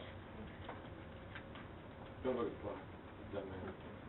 I do have some comments myself, and of all the people sitting around the table, I probably was in and out of that piece of property more than anyone else, because I belong to a smaller church, and our church had leased space in that building. We'd still be there until it burned, except that it burned. And as far as traffic is concerned, I was in and out of that traffic not only on Sunday but during the week. And while the Edwards and traffic light and the 12-mile traffic light may be in sync, the one in front of Home Depot is not in sync with the 12-mile. And so if you're coming out of that property and you're trying to make a left turn onto Southfield, even on a Sunday morning, you have to make sure that the northbound traffic is gone and the southbound traffic hasn't arrived yet in order to get out. And that is more than a 6-second turn, even on a Sunday morning, because of the incompatibility of the two lights. Just when the traffic northbound clears, you think you can make it out on the street. Down from the north comes a bunch of traffic from the north. So it may not be the traffic count that makes it a D level or an E level or an F level, but it's a sequence of how the traffic flows on that road. And I can tell you when during the week, it's even worse when everybody's on the road. So just the traffic count itself isn't the whole story. As far as the questions about whether we listen to the neighbors or not, we do listen to the neighbors most of the time. We always listen to the neighbors, but we always don't make a decision based on the comments that we get. And let me give you 2 examples of concerns that we have suffered with. One of them was we've had a number of people come to us about the property on 8 Mile Road in the CDA area, and every time they brought a project, the neighborhood behind there said, no, we don't want that. They brought a grocery store, they brought houses, they brought a lot of different things, and every time the neighbors behind there said, we don't want that because it's going to be noisy, it's going to have strangers in there, and we said no. If you drive down 8 Mile Road, it's sand. The other decision that we made was on 12 Mile, that is now the Regency Center, and we held our nose and voted for that. And you know the problems that we faced with the noise that the people in the condos next door, Mrs. Smith was here 100 times complaining about the noise and how poor neighbors were. It wasn't the Regency Center at that time, but the Palace, the Southfield, yes. And it took us a long time to hopefully solve that problem, and we had to hold a threat over their head that if they have 3 incidents within a 12-month period, we're going to jerk their liquor license. And apparently they've been doing a more reasonable job. But those are 2 issues, those are 2 situations where we did listen to the neighbors. One time we paid attention to the neighbors, one time we sort of overrode the neighbors, and both of them ended up with a problem. So when we make a decision, we have to make a decision on what's gonna be best for the city of Southfield. What we think is gonna be best for the city of Southfield, and, I'm not gonna say it's gonna be an easy decision, but it's a decision that we have to make. Now, as far as the, Golden Corral is concerned, when our family was young, we didn't have a Golden Corral. I was raising our family in Kalamazoo, but we did have a Ponderosa, which is in the same price range as the Golden Corral. And that used to be a treat, to take the family to the Ponderosa. So all we could afford, but it gave the kids an opportunity to go to a restaurant, order their own meal, and I had to put both hands in my wallet to make sure that I could still pay for the meal.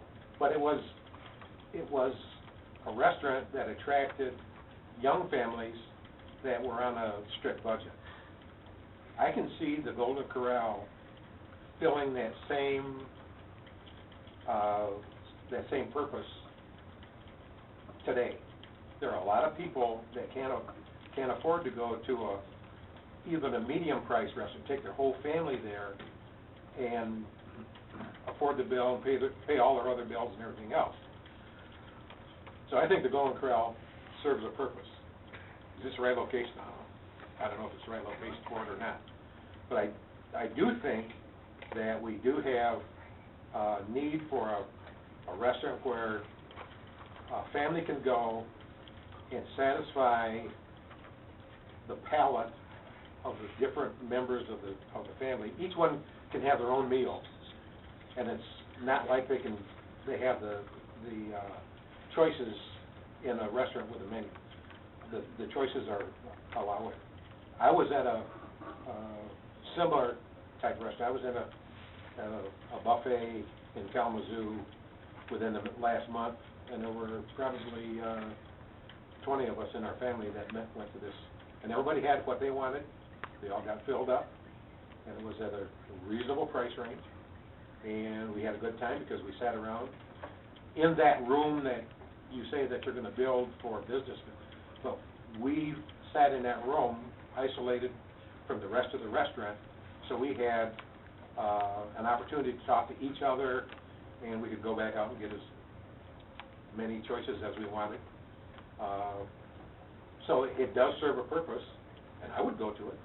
I have two son-in-laws that when the old country buffet was up at Cal 12, they went in one time and they said to the lady that was going to see them, "We're here and we're going to hurt you." And she said, "You're not going to hurt us, but we can hurt you." For the food. But I have two son-in-laws that would love to go to the Golden Corral because they love to eat and they can get as much as they want. So it's going to be a conundrum. How do we solve this? And I think there's a place for it. I don't think there's going to be a lot of young people that go there, not that, to cause a problem, because it's a sort of an old fogey kind of a thing, and I think it's not cool. It's not cool for young people to go there. They'll go someplace else.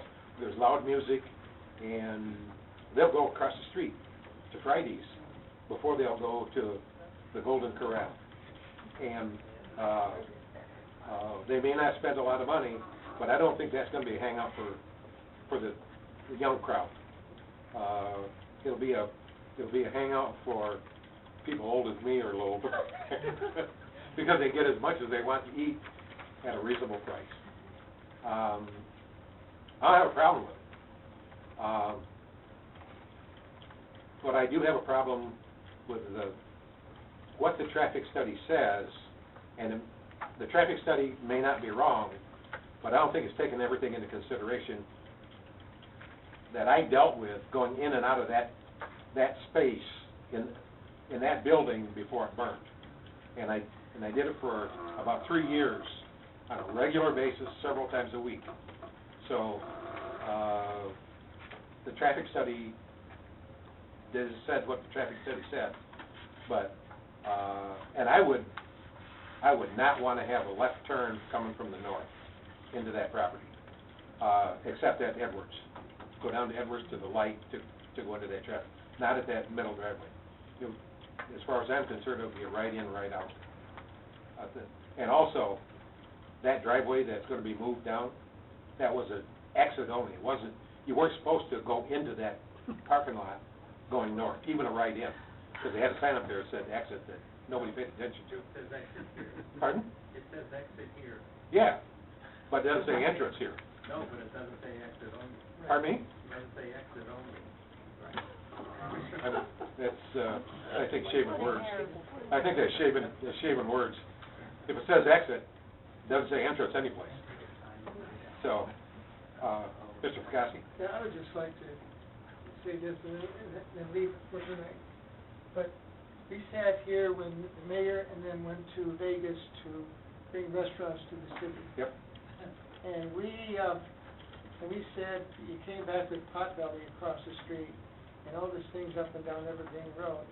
Still don't have the restaurant. And I call it quote, where you can sit down and, you know, but we have been used to a Morton's, Golden Mushroom, you know, Red Lobster, that we had at 12 Mile Road and Telegraph. But we spent money, if you recall, to get this guy in here to tell us why we couldn't bring a different style restaurant into the city. Yeah, We're Buxton. talking about chili. From Buxton. Right? From Buxton. Well, whatever. Yeah. We were talking about Applebee's, we were talking about Chili's, we were talking about the Olive Garden, we were talking about the whole. Hey, why weren't they coming to Southfield? And so, you know, I see this as the same thing. We're good enough for this, we're good enough for Potbelly, we're good enough for this one and that one, but we're losing the mainstay of what I think the city needs. And I mean, I was supposed to go to lunch Wednesday of last week, and the guy called me and said, let's go to lunch. I said, where do you want to go? He says, where do you want to go in your city? I couldn't really tell him where I could sit down and sit down and go put some papers on the table and explain to him, you know, his company that I was with, and in a quiet little area in the city. I mean, you know, you've got Mr. Joe's, you've got McVee's, but you really don't have, I mean, look at, everybody goes to, for example, Beverly Hills Grill. You go in there and it's a different atmosphere. So I'm not saying everything should be Golden Mushroom or Morton's or all that, but gosh, we got to have some kind of choices here so that we can eat inside the city. Got an Outback. Yeah, that's way down south, and you got the Skyline Club. You got the Skyline Club, you know. The girls go to Alex's in Birmingham, or in Berkeley, you know. You go to Sweet Lorraine's, you know. I mean, I just think we don't have a good balance in the community. And so I'll leave it at that. I agree with you. I agree with you that we need to have a choice of restaurants, and yet restaurants probably are on the endangered species when they first come in. And if you recall, the guy that came from Buxton's and was talking about attracting restaurants into the city of Southfield, there were at least 3 categories. One is there are other restaurants that are too close, similar restaurants that are too close, so we can't attract them to the city of Southfield. Another one was that the restaurant, the price difference was too high for the clientele. And then the third category that really befuddled me was they won't tell us why they don't want to come to Southfield. You know. Yeah, but he was not very forthcoming. No. He knew, but he wouldn't tell us why they wouldn't. We paid him, and he still wouldn't tell us. That's right. And that was the most disturbing part about the whole thing. But pardon me? When was that? the Buxton guy, when we were talking about the St. Beach property, we're developing the St. Beach property. And he was, because they were gonna put medical in there, they were gonna put restaurants in there, and they were gonna extend it around into that other shopping center. I just don't remember him. Yeah, Don't forget the storage, but. yes, right. So, I remember that, the St. Beach property, and everything you were saying, I just don't remember that. yeah, he had the Buxton study that, he was not very forthcoming with the third category. So, he also said that people in Southfield would rather go to Novi than Novi people come to Southfield. And so, so be it. But, you know, it's very important that we see what's happening. Yeah. I mean, we are losing supermarkets, we're losing the better restaurants. You know, I mean, I don't like the way it's going, you know, where we're not easy to open up a restaurant of that kind, or have a supermarket. I mean, they go to Jim's Kroger up here, but go to my Kroger's up at 15 Mile, and last year, you see what I'm talking about. You know, you walk in there, can I get you a cup of coffee? But the other piece is I think it's more than a coincidence that the value of our housing stock is dropping twice as fast as our neighboring cities.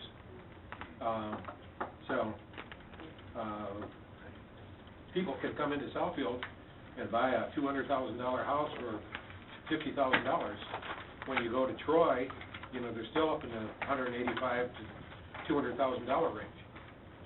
So they're holding their property values. I have a couple of questions. One is,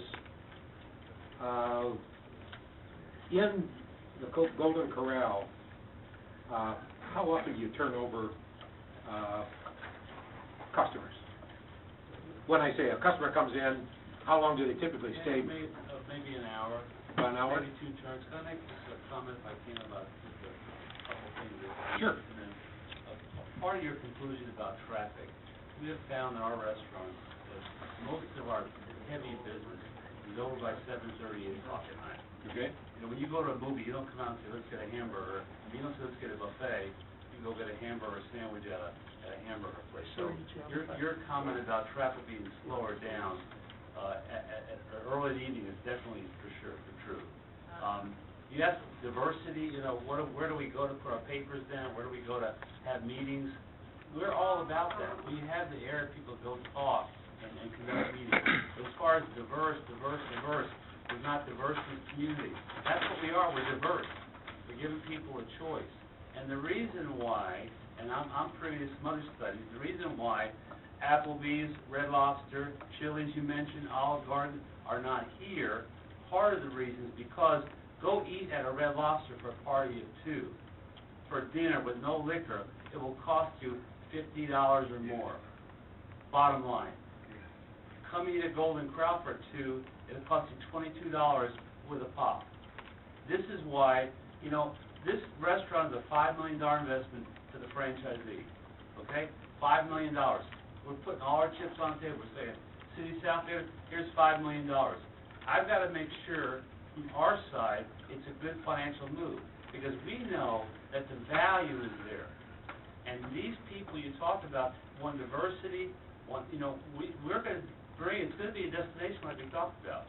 But we are diverse. That's who we are. We are diverse.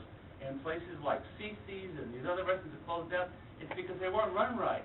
When a restaurant is dirty, nasty, and filthy, you don't want to go there, no matter where it is. But when it's a brand new $5 million investment, it's clean, it's kept. I showed you pictures of a 7-year-old store. I didn't show you a brand new. I showed you the new stuff because you see, Golden Corral is revolving. I've been in Golden Corral 33 years.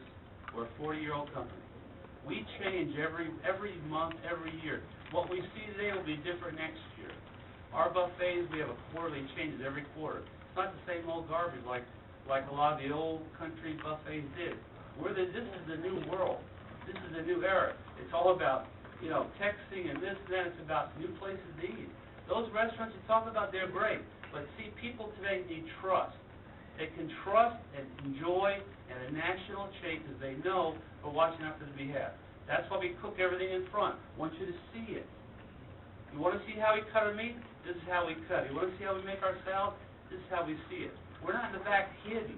Some of these restaurants you talk about, not yours, but some of the older restaurants, if you went back to the kitchen, you wouldn't eat there. You would not eat there, friends. You would not enjoy eating there. But we want to say, go to Golden Corral. Well, how do you make that crab salad? Now our new decor, Courage, has all the recipes on the wall. They'll say how we make our pot roast, how we make our meatloaf, so people can see. We have nothing to hide. See, everybody today wants to build a 5,000 square foot building like Applebee's, like Chili's, like Steak and Shake. But nobody wants to do this. It's too complex. So I'm just here to say that we are the new deal, the new nice place for families to go to. So I didn't mean to trump your question, but I hope I answered. No, everybody I've talked with that knows that we're considering a Golden Corral has really good things to say because they've been to Golden Corrals someplace else. And so they have good things to say about Golden Corral. So that's not a problem No, with I me. know, okay.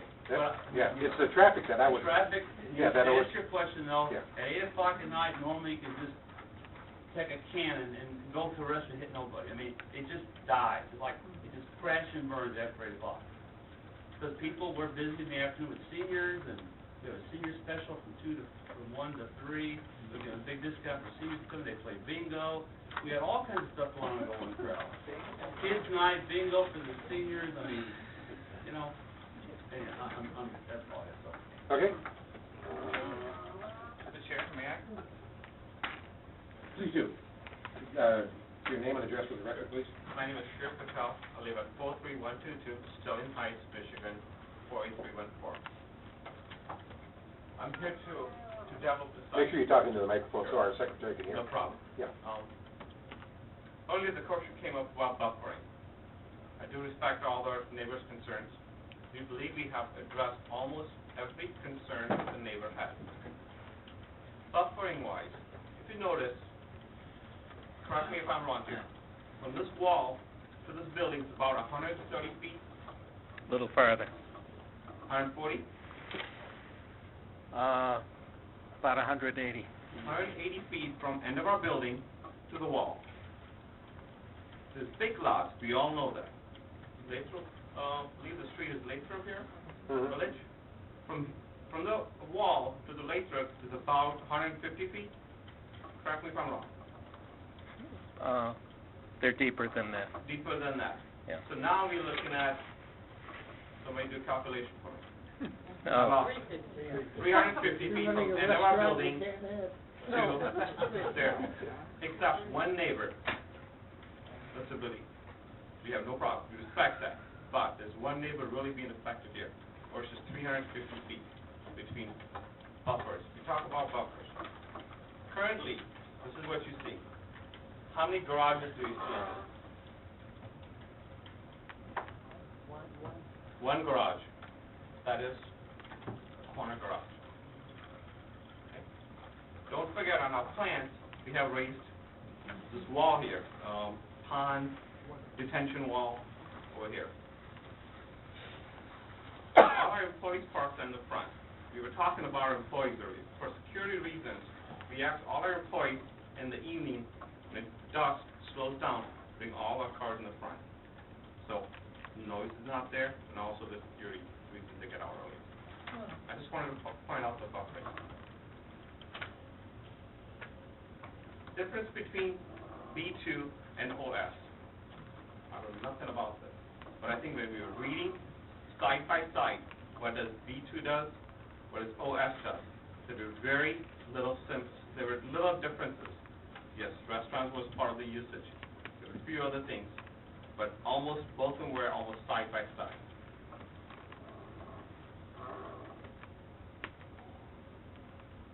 Why are we here in this site versus not at the Farmer Jack, not in the shopping centers? We have never found any site in the city of Southfield or past 2 to 2.5 years that our restaurant would fit in their site. If it fits, the price is not right, If the price is not right, we need the land. If you can't afford it, you can't do business. We believe this site works economic-wise perfectly for us. That's why we are on this site. Earlier, we were talking about treats, treating family treats, going to the buffet, this restaurant, that restaurant. I don't know what the demographics in Southfield is income-wise. What percentage is 100,000 plus? What percentage is 50,000 plus income-wise?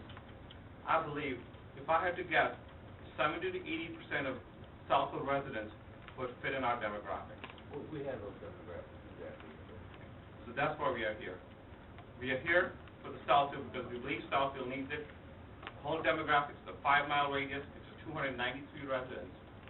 143,000 daytime population of Golden Corral live around 5-mile radius of the site.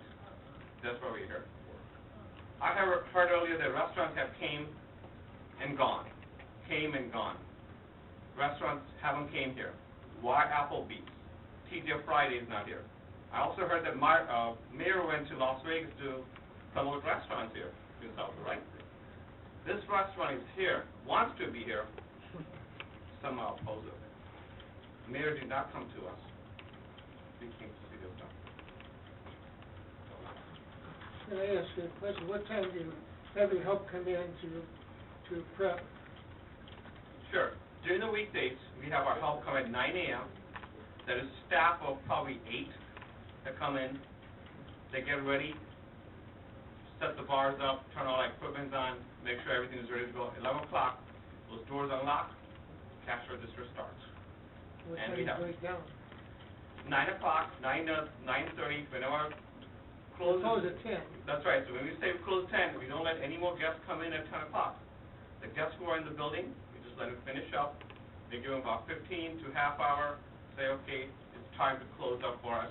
We call bar calls, we call them. If you like anything else off the bar, please get them before we shut them down. What time do you leave? About an hour to hour and a half after the close.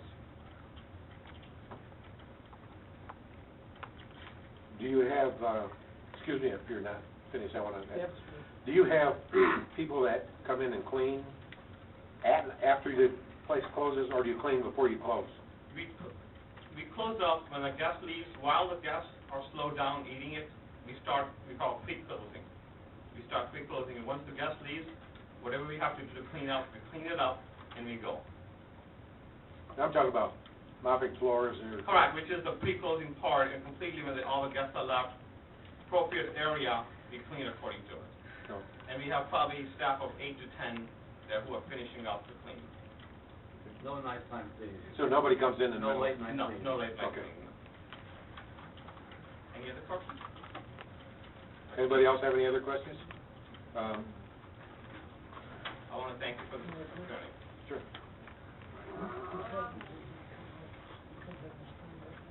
All right, Mr. Crone? The floor is yours. I just want to make a couple comments, and I don't want to open a can of worms. They don't serve worms. Remember, I'm just the messenger here. And what Ms. Garrison said, that if we think that the master plan is broken, then we need to fix it.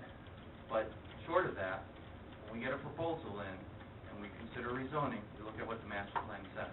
And the master plan for this area, this sub-corridor area specifically, it gets into detail on Southfield Road, whereas other areas it's just as broad, general, says local mixed use.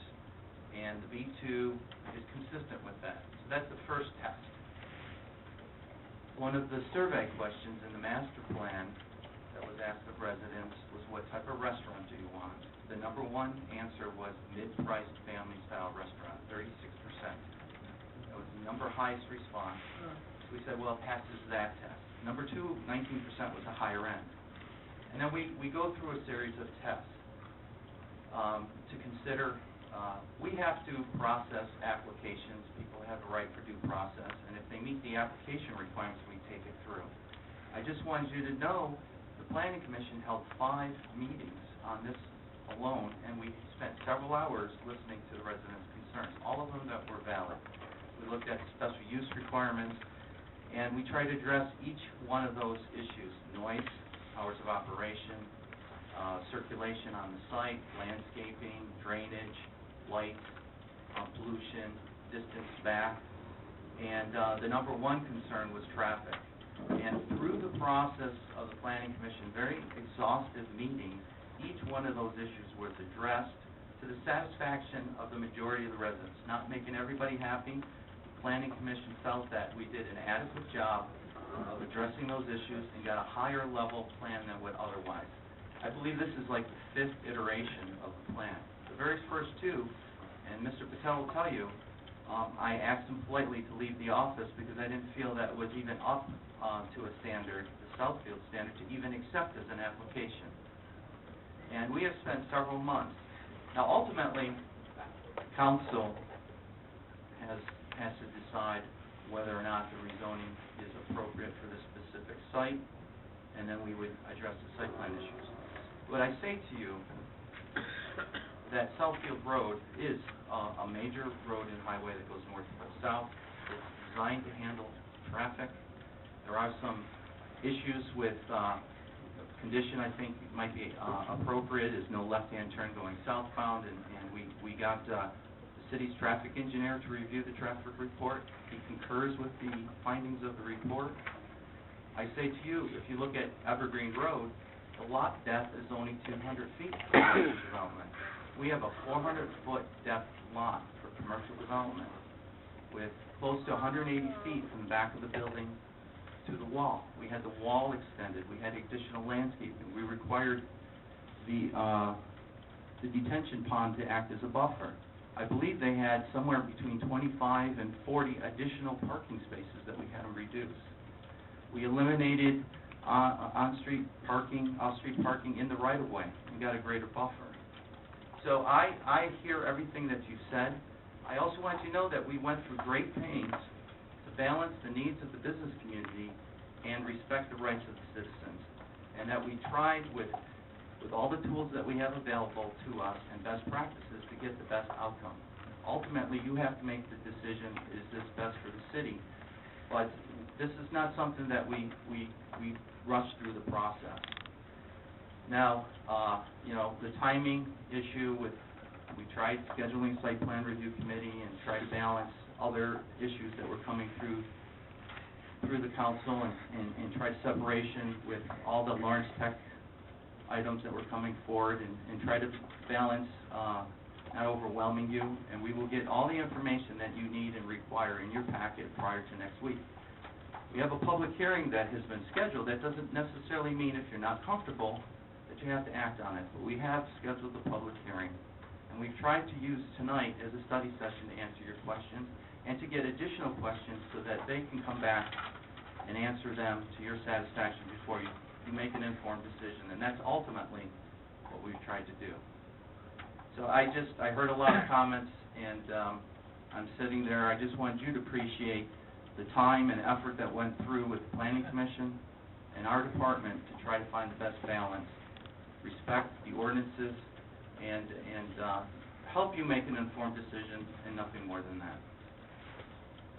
Mr. Pekasi? Mr. Chair, I want to ask you a question. The owner stated he didn't know the demographics, the census tracts.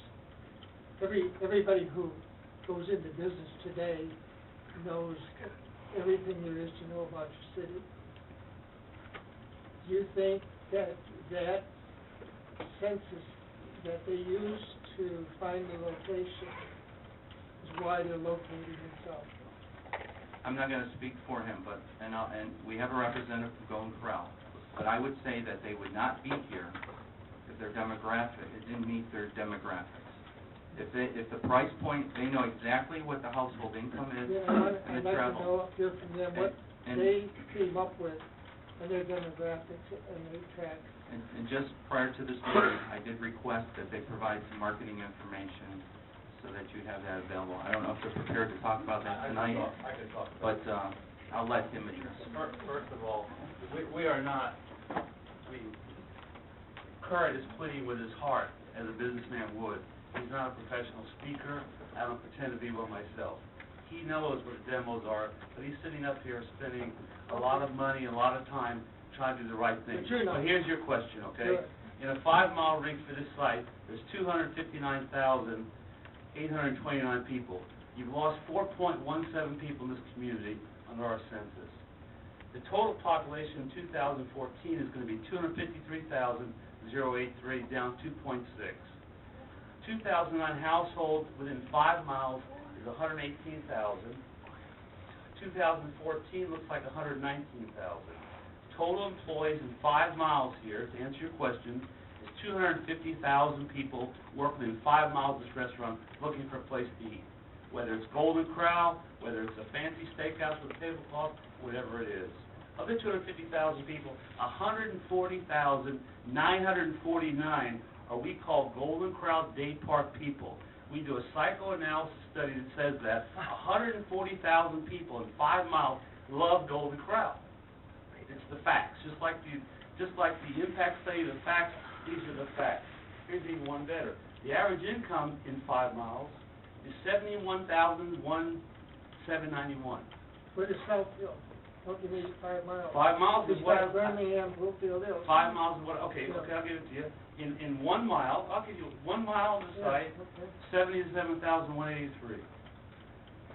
2 miles, 79,808. This could be in your area, in your what? But if you take, 3 miles. but if you take Scott out of the mix, how much is that? The bottom line, Chair, the bottom line to respect you is our customers are not driving Mercedes and BMWs. $76,000, that's probably a 2-family working couple making $35,000 apiece. They're not going to Scotty's or Billy's for dinner, okay? Here's even one better than that. In weighted households, weighted, that means everything thrown into one pot. If there's 119,000 households in 5 miles, 41,000 of those households love Golden Corral. That's the facts. At the top, we have a thing we call a dirt strength, dirt analysis, dirt study.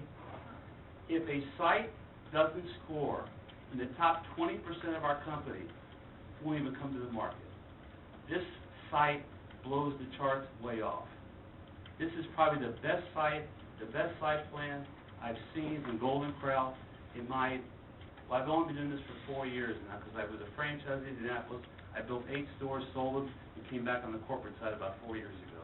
This is a home run, and the numbers show it. These are facts.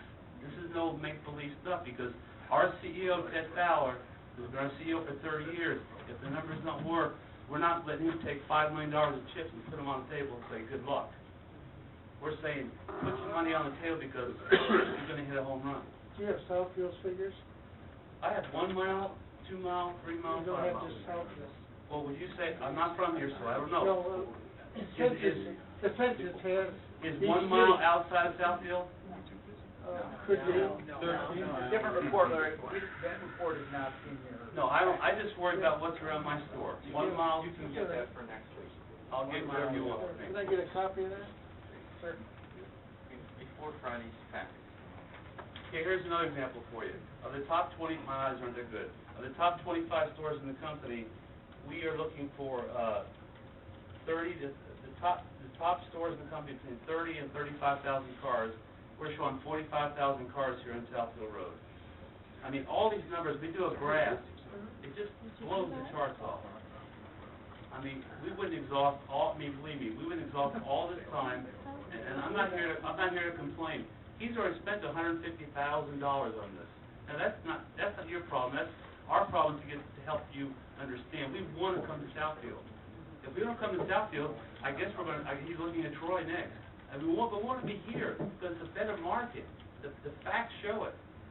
And I know you've got things about traffic, just like the facts show the traffic. These guys, if it was a bad report, if it was not a true traffic study, he would tell you that. You know, he would tell you that. One thing about us, we are very honest in what we do. Got no games here. This is the real deal. So Karen had a lot of understanding, thinking about what do I say, what do I do, and you know, he made a mistake or two. So we close at 9 o'clock during the week, not 10 o'clock. We close at 10 o'clock on the weekends, That means if it takes an hour and a half to clean, we're out of there by 10:30, not midnight, during the week. 9 o'clock during the week, 10 o'clock Friday and Saturday. Come in at 9 in the morning, 2 hours to prep, hour and a half to close. No cleaning at night. The trash is dumped in the morning before the people, you know, whatever the laws are. Our food is delivered in the morning. So we try to do everything we can. If you tell us that you want to have this or that, you know, we'll do it. I mean, we want to do this restaurant. This is a great town. You should be proud of it. Yeah. Thank you. Any other questions? Mr. Crowe? Our next